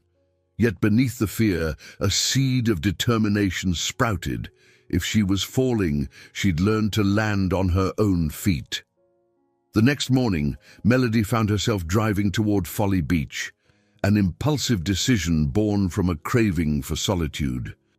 As she parked by the dunes, she breathed in the briny air, recalling how she used to come here with her camera, before Mark, before her life was dominated by pleasing others. She swung a small backpack over her shoulder. Inside it, her old camera that she hadn't touched in months. The beach was quieter than usual, the off-season reducing crowds to a few locals and early morning surfers.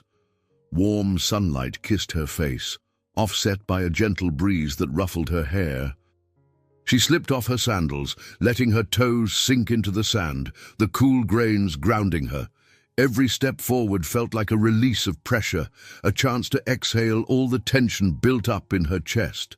At a spot close to the water, she paused and set her backpack on the damp sand.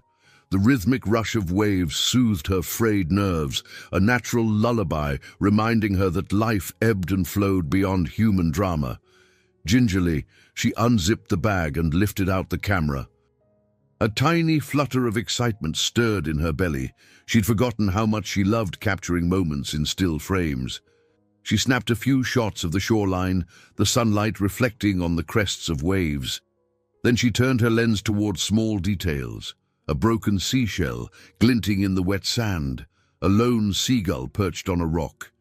Each click felt therapeutic, like reclaiming a fragment of herself she'd lost in the frantic rush of wedding planning and social approval. After half an hour, she found a spot on a weathered wooden breakwater and sat down, hugging the camera to her chest. She tried to recall the last time she had done something purely for her own joy. The memory was hazy, overshadowed by the demands of Mark and her parents, even her demanding career. Yet she felt a quiet certainty blooming. She did love her job, truly. But there was more to her than her work at the hospital and the role of respectable fiancé. Her phone vibrated, breaking into her thoughts. She pulled it from her pocket. Noticing Ryan's name on the screen, a small smile formed. She tapped to answer. "Melody." Ryan's voice carried warmth and a hint of concern. "I was worried. Are you all right?" She closed her eyes, letting the sound of the ocean mingle with his voice. "I'm at Folly Beach," she admitted softly. "Needed space to think." He paused. "Do you want company or do you prefer to be alone?" She considered, glancing at the small group of surfers in the distance. "Company sounds nice." She gave him directions, and he promised to arrive in about half an hour. While waiting, she continued to snap photos, capturing fleeting instants of gentle waves washing over footprints. Each time the shutter clicked, she felt a new surge of self-awareness, a reminder that she had passions and dreams outside the constraints of tradition. It wasn't that she'd hated her old path. She simply realized how much she'd ignored personal desires in the name of pleasing everyone else. When Ryan arrived, he approached quietly, wearing casual jeans and a light jacket. She greeted him with a smile, the camera dangling from its strap. "Thanks for coming," she said, her voice softer than usual. He placed a hand lightly on her shoulder, scanning her expression. "I'm just glad you're okay. You looked shaken after the conversation with your parents." She sighed, standing next to him so they both faced the rolling ocean. "They want me to do what's safe, move back home, or even reconsider, Mark. I can't. I'm done letting them steer my life." Ryan nodded, concern in his eyes. "I understand. I'm proud of you for standing your ground. It's not easy to disappoint family." They lingered there, silent except for the soothing roar of the surf. Melody felt a gentle pressure in her chest, a blend of nervousness and comfort. "I've been thinking, maybe it's time I rediscover the parts of myself I set aside." Ryan's lips quirked into a half smile. "Such as that talented photographer I see behind the lens." She chuckled softly, gazing at the horizon. "Yes, and more. I'm tired of feeling like I'm on the brink of collapse, always reacting to Mark, my parents, or gossip. I want to choose my own path, even if it's scary." Ryan squeezed her shoulder reassuringly. "Then let's figure out what that path might look like. One step at a time." With the ocean stretching endlessly before them, Melody felt a sense of possibility unfurl in her heart. She couldn't yet see the full shape of her future, but for the first time in a long while, she dared to believe it could be brighter than her past. Early the next morning, Melody awakened with a renewed clarity. The conversation on Folly Beach had stirred a quiet determination within her. She recalled Ryan's supportive words and the calming sound of the waves as she'd contemplated her next move. True freedom, she realized, required tying up loose ends once and for all. So she texted Mark to arrange a final meeting, this time for both of them to speak without emotional upheaval or paternal involvement. She suggested the same waterfront park bench, the place that had become a symbol of their closure. But this conversation was not about reconciling. It was about ensuring he understood there was no going back. She needed him to hear it directly, so there'd be no lingering doubts for either of them. That afternoon, warm sunshine again lit the harbor. Mark appeared wearing the same uncertain look as before, but this time there was acceptance in his expression. Melody felt a calmness that surprised her. She'd cried her tears and found the strength to face him without anger. "Mark," she greeted, standing by the bench with the rippling water behind her. "Thanks for meeting me." He shuffled forward, shoulders tense. "Sure. I wasn't sure if you'd ever want to talk again." She nodded, folding her arms. "Let's be clear. I'm not here to revisit the idea of us. I'm here to end any speculation, for our families, for ourselves." She inhaled, letting her voice stay firm but kind. "I need you to stop suggesting to anyone, especially my parents, that we might get back together. That door is closed." He winced, but nodded. I understand. My mother got ahead of things, telling yours that maybe I wanted to fix it. But the truth is, I know we can't. Not after everything. I don't want to trap you in a half-hearted relationship again. We both deserve better. Relief seeped through her. She appreciated his honesty. Thank you, she said softly. My parents mean well, but they often push me toward what they consider safe.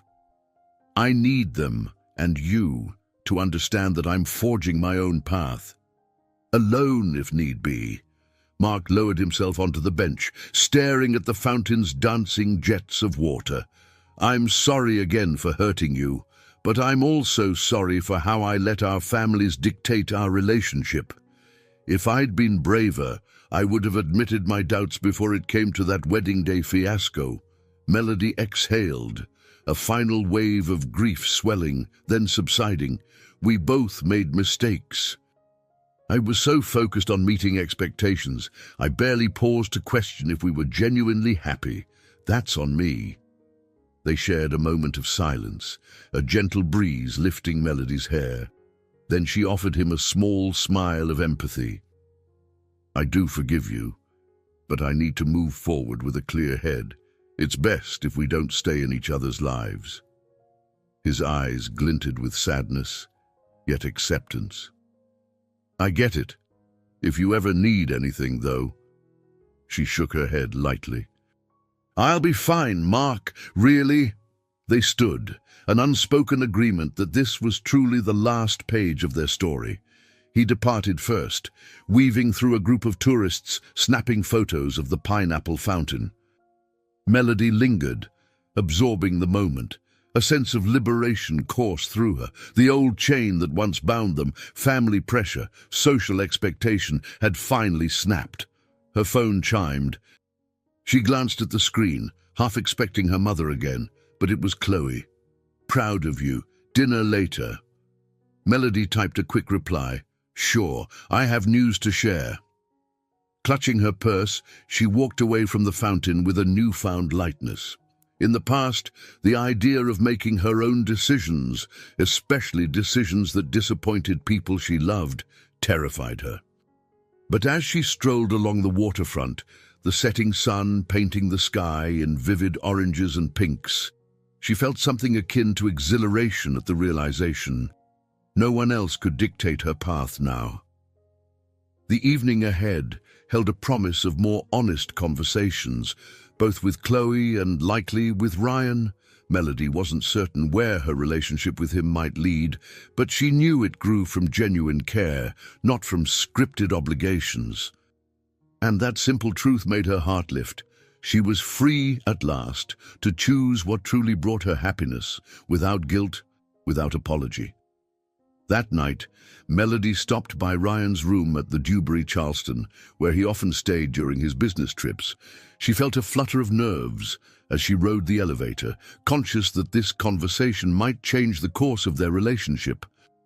Not that they'd labeled anything yet, but a current of mutual affection had been flowing between them ever since that wedding day fiasco. Ryan opened the door, surprise flickering in his grey eyes. Melody, he greeted warmly. I wasn't expecting you. Everything okay? She stepped into the softly lit suite, the warm glow of lamps revealing the understated elegance of the space. I hope I'm not interrupting. I just needed to see you, she admitted, heart thudding. He guided her to the seating area by the window, offering her a bottled water from the mini fridge. She accepted gratefully, then paused to gather her thoughts. I spoke to Mark again, she began, voice steady. I told him it's over for good, that we both need to stop clinging to any possibility of reconciliation. I think it was the final step I needed. Ryan leaned forward, resting his forearms on his knees. How do you feel? Her eyes glossed with emotion. Relieved. And scared, in a strange way. There's no going back now. I'm officially stepping away from the life I used to think was my only path. He reached out, covering her hand with his. Warmth spread across her skin. That takes courage. She met his gaze, noticing the slight furrow of concern. I've been afraid of letting you in, she murmured. Afraid of trusting again, after everything with Mark. But I want to be honest with you. I'm still healing, but I care about you, a lot. Ryan's shoulders eased, as if he'd been holding a breath. Melody, I feel the same. I'm not asking you to rush into anything. I know what heartbreak looks like, how it can make you wary. But I've admired your strength from day one, even when you didn't see it in yourself. Tears pricked at her eyes. The vulnerability of speaking her feelings left her both shaken and filled with possibility. I'm not fully over my fears. There's so much gossip and pressure still swirling around, but being with you, it feels different, like I'm allowed to be me, flaws and all. His expression gentled, and he pulled her into a tender hug. Melody inhaled the clean scent of his shirt, her cheek resting against his chest. The simple contact felt like an anchor, a promise that she didn't have to face life's storms alone.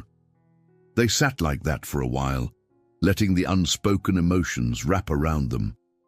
Eventually, Melody leaned back, wiping at her eyes with an apologetic laugh. Sorry, it's been quite a day. Ryan brushed a hand along her temple, tucking a loose strand of hair behind her ear. No apologies. This is real. I'd rather have these honest moments than any facade. She managed a watery smile. Thank you for letting me take my time, for defending me. She hesitated, heart pounding, for wanting to be part of my life. He responded by drawing her close again, pressing a gentle kiss to her hair. I'm not going anywhere unless you tell me to.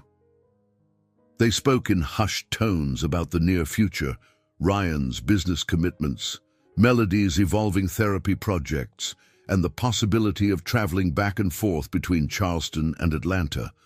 The logistics were daunting, but neither seemed discouraged. Instead, they found a spark of excitement in exploring ways to merge their separate worlds without losing their individuality. Later, as Melody prepared to leave, Ryan walked her to the door, reluctance evident in his posture. She paused with her hand on the doorknob, turning back to search his face.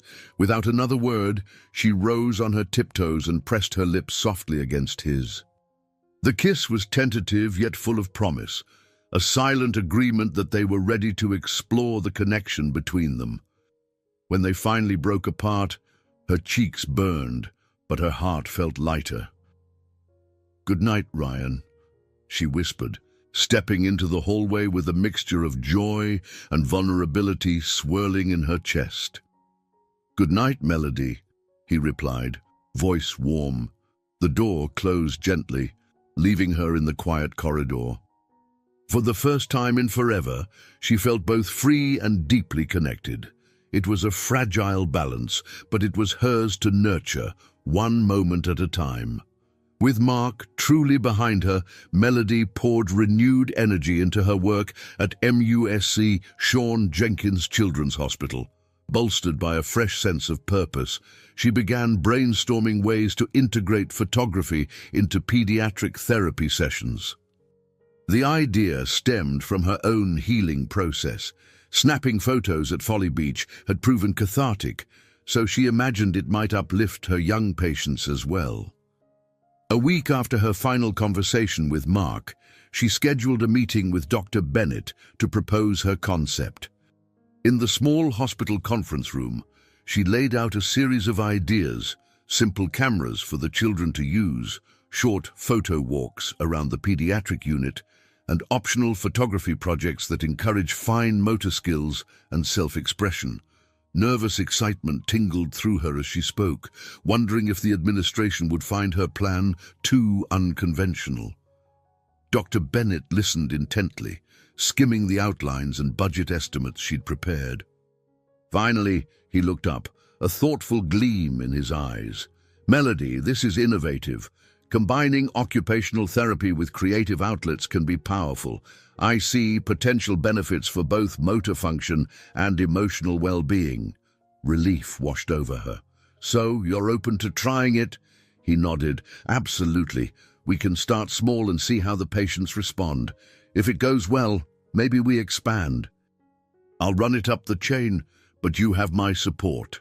Buoyed by his positive reception, Melody left the meeting feeling lighter than air. The rest of her day flew by as she attended to her usual rounds, assisting children relearning to grip utensils or maneuver wheelchairs. Her own burdens felt less heavy now. She was channeling her experiences into something transformative for others. That evening, Ryan arrived in Charleston once again, texting her about grabbing dinner after his business obligations.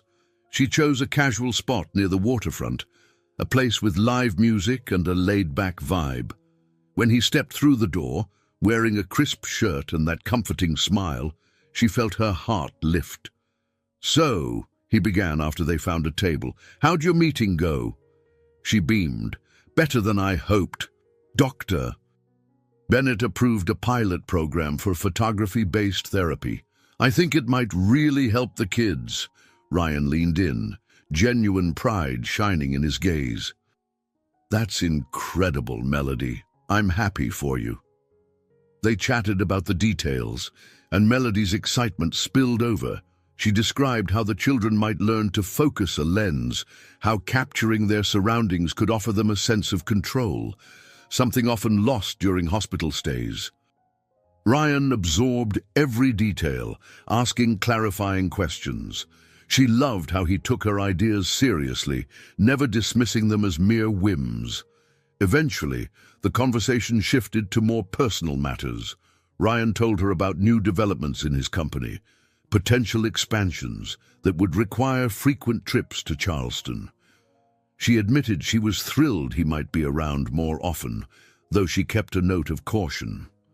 Intercity relationships required coordination and patience, two qualities both of them would need to maintain. A local band started playing, their music a pleasant backdrop. Ryan reached across the table, lightly covering her hand. "I like where this is going," he murmured. Even with the distance." Melody turned her hand over to lace her fingers with his. "Me too. I haven't felt this hopeful in a long time." He offered a contemplative smile. "I want to support you in any way I can, personal or professional. If that means sponsoring some hospital initiatives or connecting you with resources, just say the word." She blinked, touched by his willingness to help. "I appreciate that. But let's not rush. I need to grow this photography program gradually, with the hospital's blessing. Still, it means a lot that you do that for me." The band's music rose, and for a moment they simply smiled at each other, the din of conversation and clinking glasses fading into the background. Melody realized this was the polar opposite of the tidy life she once pursued. No polished wedding checklist, no forced illusions. Instead, she had an evolving romance rooted in respect and genuine care, a career path that inspired her and the freedom to chart her own course. As the evening wound down, she imagined what might come next. More therapy innovations, deeper bonds with Ryan, and perhaps an eventual reconciliation with her parents on healthier terms. Every step carried risk, but for the first time, those risks felt worth taking. United by mutual understanding, Melody and Ryan walked out of the restaurant hand in hand, prepared to face whatever challenges lay ahead, together. Melody parked her car in the hospital garage, feeling a wave of optimism wash over her. Just a few weeks ago, she would have slouched in her seat, bracing for the pitying looks and whispers. Now, she walked through the lobby of USC Shawn Jenkins Children's Hospital with renewed confidence. The morning light fell through the high windows, illuminating bright posters and colorful artwork on the walls. Employees bustled around in scrubs, clipboards in hand, but Melody no longer felt self-conscious about the wedding scandal or the lingering gossip. She had her head held high. The reason was simple. She had found fresh purpose in her therapy work. Today, she would officially begin her pilot program, Photography as Therapy. There were only a few kids participating at first, but Dr. Bennett had been enthusiastic. She carried a tote bag filled with simple digital cameras, each labeled with a child's name. As she passed by colleagues, she received warm smiles and nods of encouragement. Word had spread that Melody was spearheading something new and creative. At the entrance to the pediatric wing, she spotted Karen, another occupational therapist, waiting for her.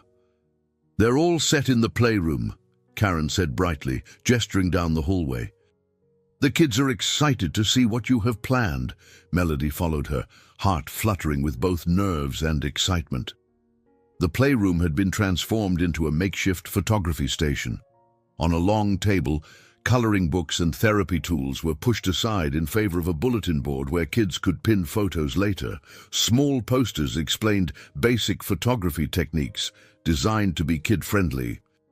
A handful of children, some with wheelchairs, some hooked up to IVs, chattered with anticipation. "Hi, everyone," Melody greeted, setting her tote on a chair. She introduced herself again, mindful that new patients joined every week. "Today, we're going to learn how to take pictures using these little cameras. Then we'll walk around the hospital to capture anything that makes us smile." A boy named Luke, about 10 years old, raised his hand. "We get to keep the pictures," Melody nodded. "Yes, after we print them, you can keep some, and we'll display others on the bulletin board. So, let's figure out how to use these cameras together." She began distributing the cameras, leaning close to each child to show them how to turn the device on and zoom in or out. Luke, whose arm was in a sling from recent surgery, needed an adapted strap to hold the camera more steadily. Another patient, a soft-spoken girl named Sierra, seemed fascinated by the idea of capturing everyday objects in photos. Melody encouraged her to practice focusing on a small stuffed animal placed on the table. As the kids explored their new tools, Melody felt a swell of pride. Here they were, channeling curiosity and play into a form of therapy, developing motor control and confidence at the same time. Karen assisted a child who struggled with the camera buttons, and together they managed a breakthrough as the child snapped a successful photo of his own reflection in a mirror.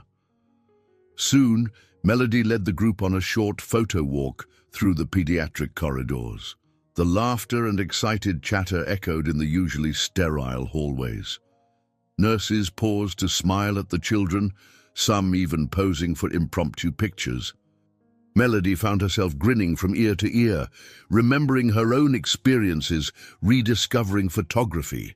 How ironic that something she once deemed a mere hobby could now bring empowerment to these young patients. By lunchtime, they returned to the playroom, cameras loaded with snapshots, colorful artwork on walls, goofy selfies, and glimpses of one another's bright smiles. Melody collected the memory cards and promised to print selections for their next session. Many of the children had beaming faces, displaying pride in their accomplishment.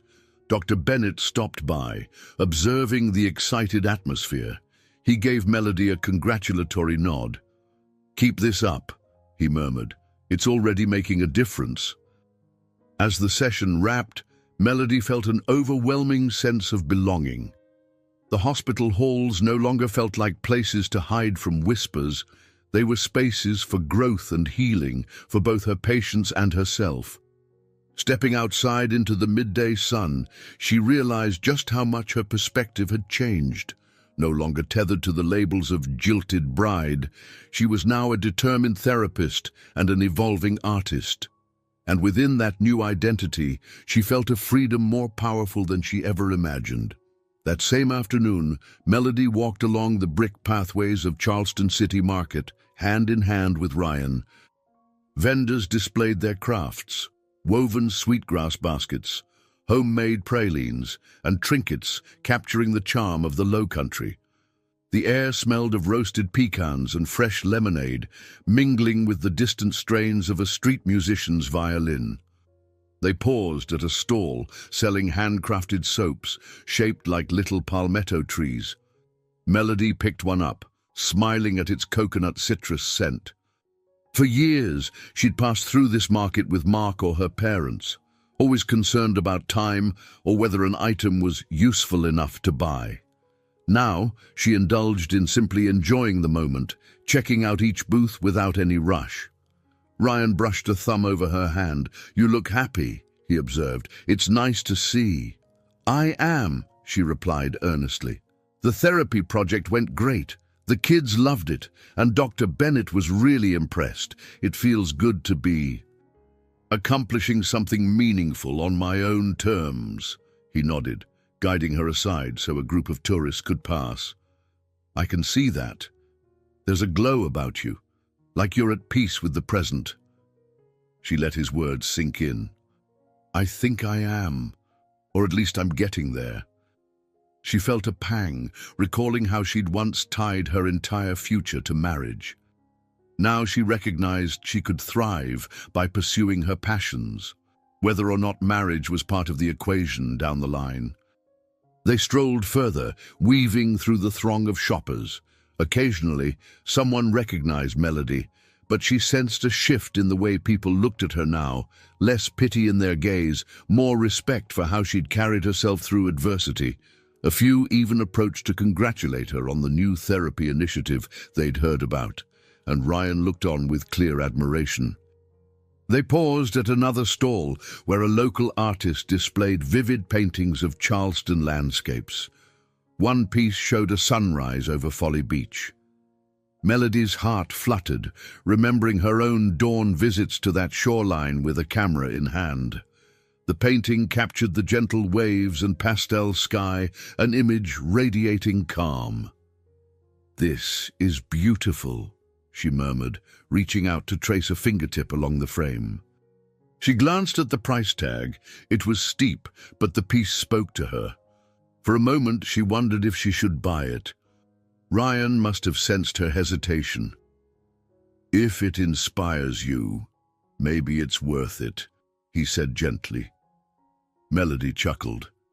The old me would have worried about extravagance, but now, maybe I should embrace what brings me joy.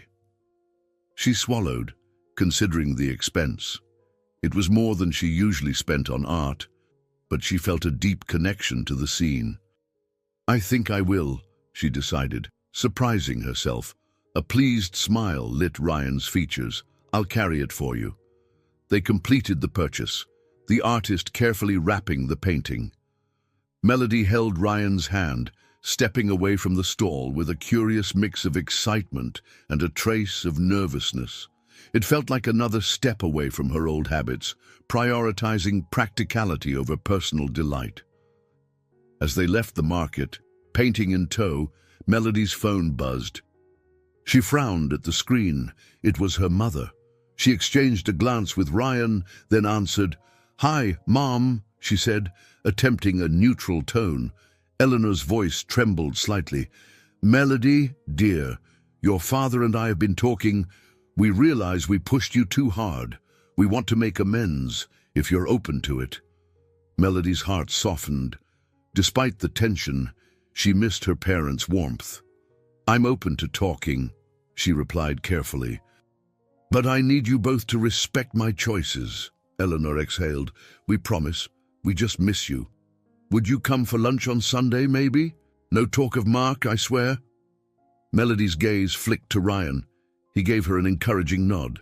"All right," she told her mom. "Sunday lunch, but on my terms." After hanging up, she felt a curious blend of relief and apprehension. Slowly, it seemed, life was knitting itself back together, a tapestry where she could be honest about her needs. Ryan slid an arm around her waist, pressing a gentle kiss to her temple. "Good step," he murmured. She smiled, leaning into him. "Yeah," she whispered, letting the moment settle. "A really good step." They continued walking, painting in one hand, fingers entwined in the other, fully present in the Charleston sun. Melody knew challenges remained, but she finally felt the freedom to live each day on her own schedule, in her own way. Melody brushed an invisible speck of lint from her blouse as she prepared to enter one of Charleston's outdoor community festivals. Hosted in Marion Square, the event featured local artisans, food trucks, and live music from a small stage at the park's center. Although she'd been to such gatherings many times, this particular afternoon felt different. She was emerging from a personal cocoon, testing how she fit into the social fabric of a city that once defined her by failure. She'd agreed to meet Chloe here. As soon as she approached the main archway, her best friend bounded over, sporting a bright sundress and her familiar fiery hair pulled back in a bandana. "Girl, you look amazing!" Chloe exclaimed, giving Melody a quick hug. "It's so good to see you out and about again." Melody blushed slightly. "Thanks. I guess I'm finally feeling comfortable in crowds, at least, mostly." Together, they wandered between booths offering homemade jams, handcrafted jewelry, and scenic photographs of Charleston's coastal beauty. Melody felt an occasional flutter of recognition, people who attended her ill-fated wedding or knew of it through social channels. But instead of dodging their gazes, she greeted them politely, meeting curious eyes with a confident smile. She was no longer the same woman who'd considered hiding indoors to avoid questions.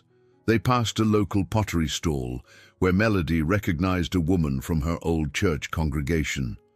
The woman hesitated, then approached with a gentle smile. "Melody, my dear, how are you?" she asked softly. "I haven't seen you at St. Michael's in a while." Melody inhaled. She recalled the sting of standing alone at the altar, yet she maintained a gracious expression. "I'm well, thank you. I've just needed time, but I'm doing much better now." She waited for the pitying undertones, but the woman's eyes held genuine warmth. "It's wonderful to see you happy," the woman said, then patted Melody's arm before moving on. That brief exchange buoyed Melody's spirits. Perhaps not everyone in Charleston was still whispering about her humiliation. Some genuinely cared, wanting only her well-being. She and Chloe found a shaded table near a food truck that sold low-country-style tacos. After ordering, Chloe grinned conspiratorially.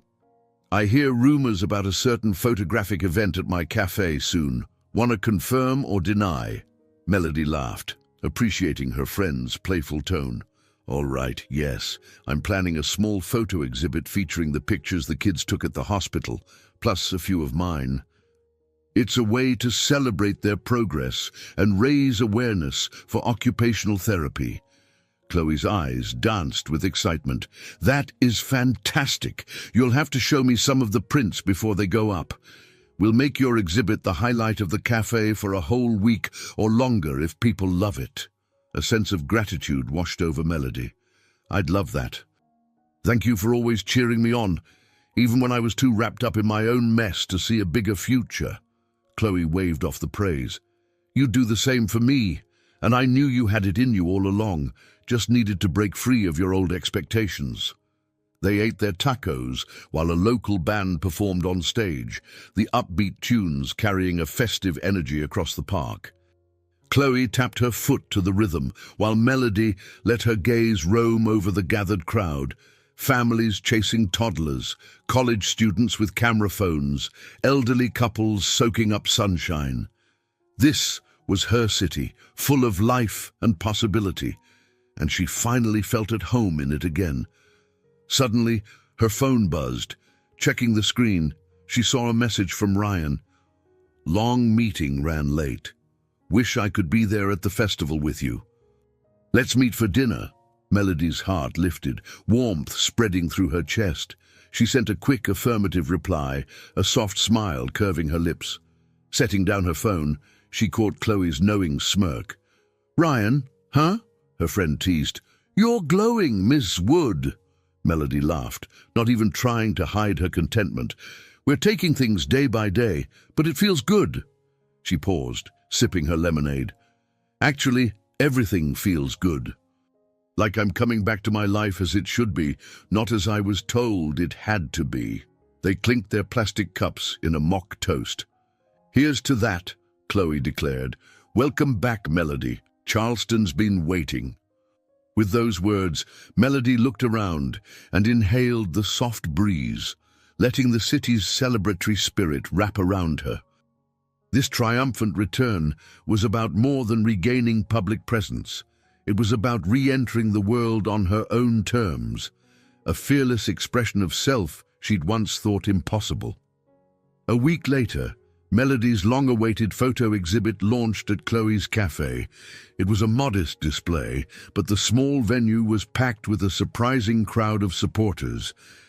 String lights draped the walls, illuminating dozens of photographs pinned in neat rows, some captured by Melody, featuring Charleston's hidden corners and tranquil marshlands, and others taken by children from the hospital who had bravely agreed to share their creations. Laughter and animated chatter filled the room, mingling with the scent of freshly brewed coffee. Melody moved among the guests, greeting them and explaining the inspiration behind the project. She wore a simple blue dress, her hair pulled back to showcase a pair of delicate earrings, a gift from Chloe, who insisted she celebrate the moment in style. "This is such a fantastic idea," one woman told Melody, pausing to admire a photo of a bright hospital corridor lined with hand-drawn signs. "It's obvious these kids had so much fun." Melody nodded. They did. And while they were snapping pictures, they were also working on fine motor skills. Most importantly, they started seeing themselves as creators, not just patients. Nearby, Dr. Bennett was engaged in conversation with a small group of hospital donors, pointing out the children's photos that illustrated tangible progress. Melody felt a pang of pride. Her program was truly resonating. She noticed a few parents of the young patients in attendance, many dabbing eyes at the sight of their kids' work displayed for the public. The cafe's interior glowed under soft Edison bulbs, and Chloe flitted behind the counter, providing complimentary coffee samples. More than once, Melody caught sight of her friend, shooting her a thumbs up amid the hustle. She grinned back, silently thanking Chloe for supporting every wild idea she'd ever pitched. Eventually, Melody found Ryan hovering near one of her personal photographs, a moody shot of Folly Beach at dawn. She stepped beside him. "So, what do you think of my sunrise?" she teased gently. He slid an arm around her waist, gazing at the print. "It's beautiful," he said. "Makes me want to wake up early and watch the sun with you at the shore." Her heart fluttered. Though he'd been traveling back and forth between Atlanta and Charleston, each visit cemented the deepening bond they shared. "You're serious about that?" she teased. "You, a busy CEO, waking up at the crack of dawn." He flashed a playful smile. "For the right reason, absolutely." Then his expression softened. "I'm proud of you, Melody. Seeing you put this exhibit together, helping these kids, showing your own work. It's all so genuine and uplifting." She leaned into him, letting his words soak in. "I feel like I've come so far from that woman who was afraid of everyone's judgment, and you've been there, quietly reminding me that I can stand on my own." Ryan gently squeezed her side. "You're doing the same for me, you know. I was pretty cynical after my divorce, but you made me realize that vulnerability is worth the risk." Their moment was interrupted by Dr. Bennett, who clapped a hand on Melody's shoulder. "Mind if I steal you for a second?" he asked. "There are a few local reporters here wanting a quick word on the photography program. We'd love a short interview, if you're up for it." Melody's stomach tightened, recalling the uncomfortable confrontations with intrusive journalists. But she saw the friendly faces across the cafe, people who genuinely supported her cause. Taking a breath, she nodded. "Sure. Let's do it." She walked over to meet two reporters, neither of whom she recognized as the antagonistic Larry Moore, and answered their questions about occupational therapy, children's empowerment, and how photography bridged the gap between healing and creativity. They asked politely about her personal journey, but she skillfully pivoted the conversation back to the children's achievements. By the end, they seemed charmed by her enthusiasm rather than fixated on old scandals. As they moved on to gather quotes from Dr. Bennett, Melody let out a soft sigh of relief. She turned back to Ryan, who offered a nod of encouragement from across the room. For the first time, she felt fully capable of sharing her journey without fear or shame. Her exhibit wasn't just a gallery of images, it was a declaration of how she'd transformed pain into purpose. Stepping to one side, she noticed a stack of blank postcards on a nearby table. She picked one up and wrote a simple phrase, "Thank you for believing in me." With a smile, she tucked it into her pocket, intending to give it to Ryan when the crowd thinned, another small token of gratitude for the man who helped remind her that life could be rebuilt from shattered plans into something entirely new and luminous. Several months later, Melody found herself once again in the brightly painted therapy room at USC Shawn Jenkins Children's Hospital, leading a bustling group of young patients through a photography session. Today was the last day of the pilot program, and she could hardly believe how much it had grown. 4 times as many children participated compared to the initial group, and nearly all of them experienced measurable improvements in fine motor coordination, not to mention boosts in self-esteem. A little girl named Rosie handed Melody her camera with a triumphant grin. "Miss Melody, I got a picture of me tying my shoelaces." "That's awesome," Melody exclaimed, returning Rosie's smile. "We'll print that one." "Maybe we'll put it on the board under big achievements." Rosie skipped away, her day undoubtedly brightened by the recognition. Melody felt a pang of wistful pride, realizing how many of these kids had discovered new ways to express themselves. She began cleaning up, humming to herself, until she sensed someone standing in the doorway. Turning, she saw Dr. Bennett, arms folded, grinning broadly. "We got the official go-ahead," he said without preamble. "The hospital administration wants to continue and expand the photography therapy program. You'll receive a small budget for cameras, printing, and even an assistant if needed." Melody's jaw dropped. "Seriously, that's incredible." He nodded. "Your dedication and the results made this an easy decision. Congrats." She nearly jumped with excitement, but held it in out of respect for the professional environment. Still, she couldn't stop grinning as Dr. Bennett headed off, leaving her with an uncontainable surge of accomplishment. Expand, she thought, mentally listing new ideas, online galleries, collaborative projects with other departments, maybe even a tie-in with Ryan's tech connections for a digital platform. Feeling exhilarated, Melody quickly wrapped up her workday. She texted both Chloe and Ryan about the news. Chloe replied with emojis of celebration, while Ryan called, his voice brimming with pride. "I'm in Charleston today," he added. "Meet me at your place later. We can celebrate properly." Her pulse quickened at the warmth in his tone. "Absolutely," she answered. "I'll be home by 6.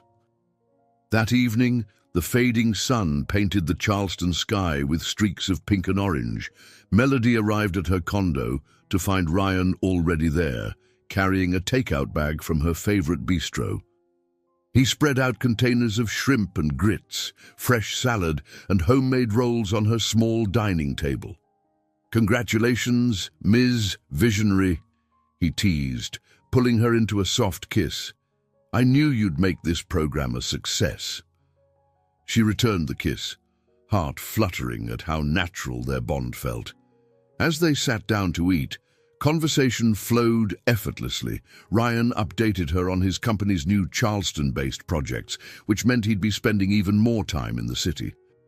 They discussed the logistics of balancing their busy schedules, determined to keep communication open and supportive. After dinner, they settled on her sofa. The overhead lights dimmed while a gentle lamp glowed in the corner. Melody noticed Ryan seemed pensive, his arms snug around her shoulders. Finally, he looked down at her.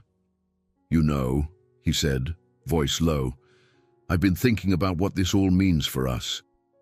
I've never wanted to rush you, but I also want you to know I'm here for the long haul, if you'll have me." Her heart thumped. She thought of the day Mark vanished, the crushing shame in that church, the months of rebuilding her life piece by piece. Now here she was, comfortable with a man who truly saw her, her strengths, her aspirations, her flaws, and stood by her regardless. She nestled closer, resting her head on his chest. "I want that too," she whispered. "No illusions, no forced roles, just growing together and seeing where it takes us." His chest rose in a grateful sigh, and he pressed a tender kiss to her temple. They lingered there, wrapped in a quiet contentment that spoke more than words could convey. Outside, the night settled over Charleston, the city lights twinkling along the harbor. Melody imagined the uncharted horizons ahead, the expanding therapy program, deeper ties to Ryan, a future shaped by her own choices. Eventually, she reached for the camera resting on a side table. A playful idea struck her. "Hey," she said, lifting it with a grin, "let's capture this moment." Ryan broke into an amused smile. "A selfie with the wonderful Ms. Wood, unstoppable photographer and therapist extraordinaire?" "I'd be honored." They snuggled together, and Melody clicked the shutter, preserving a flash of happiness that once seemed unreachable. As she reviewed the image, a sense of peace enveloped her. The path had been fraught with heartache, doubt, and intense self-discovery, but now she was here, embracing the life she'd chosen, guided by love, purpose, and open horizons. I hope you enjoyed today's story. Subscribe to the channel so you don't miss more stories like this. Leave a like and comment below what you thought of the story. See you in the next video.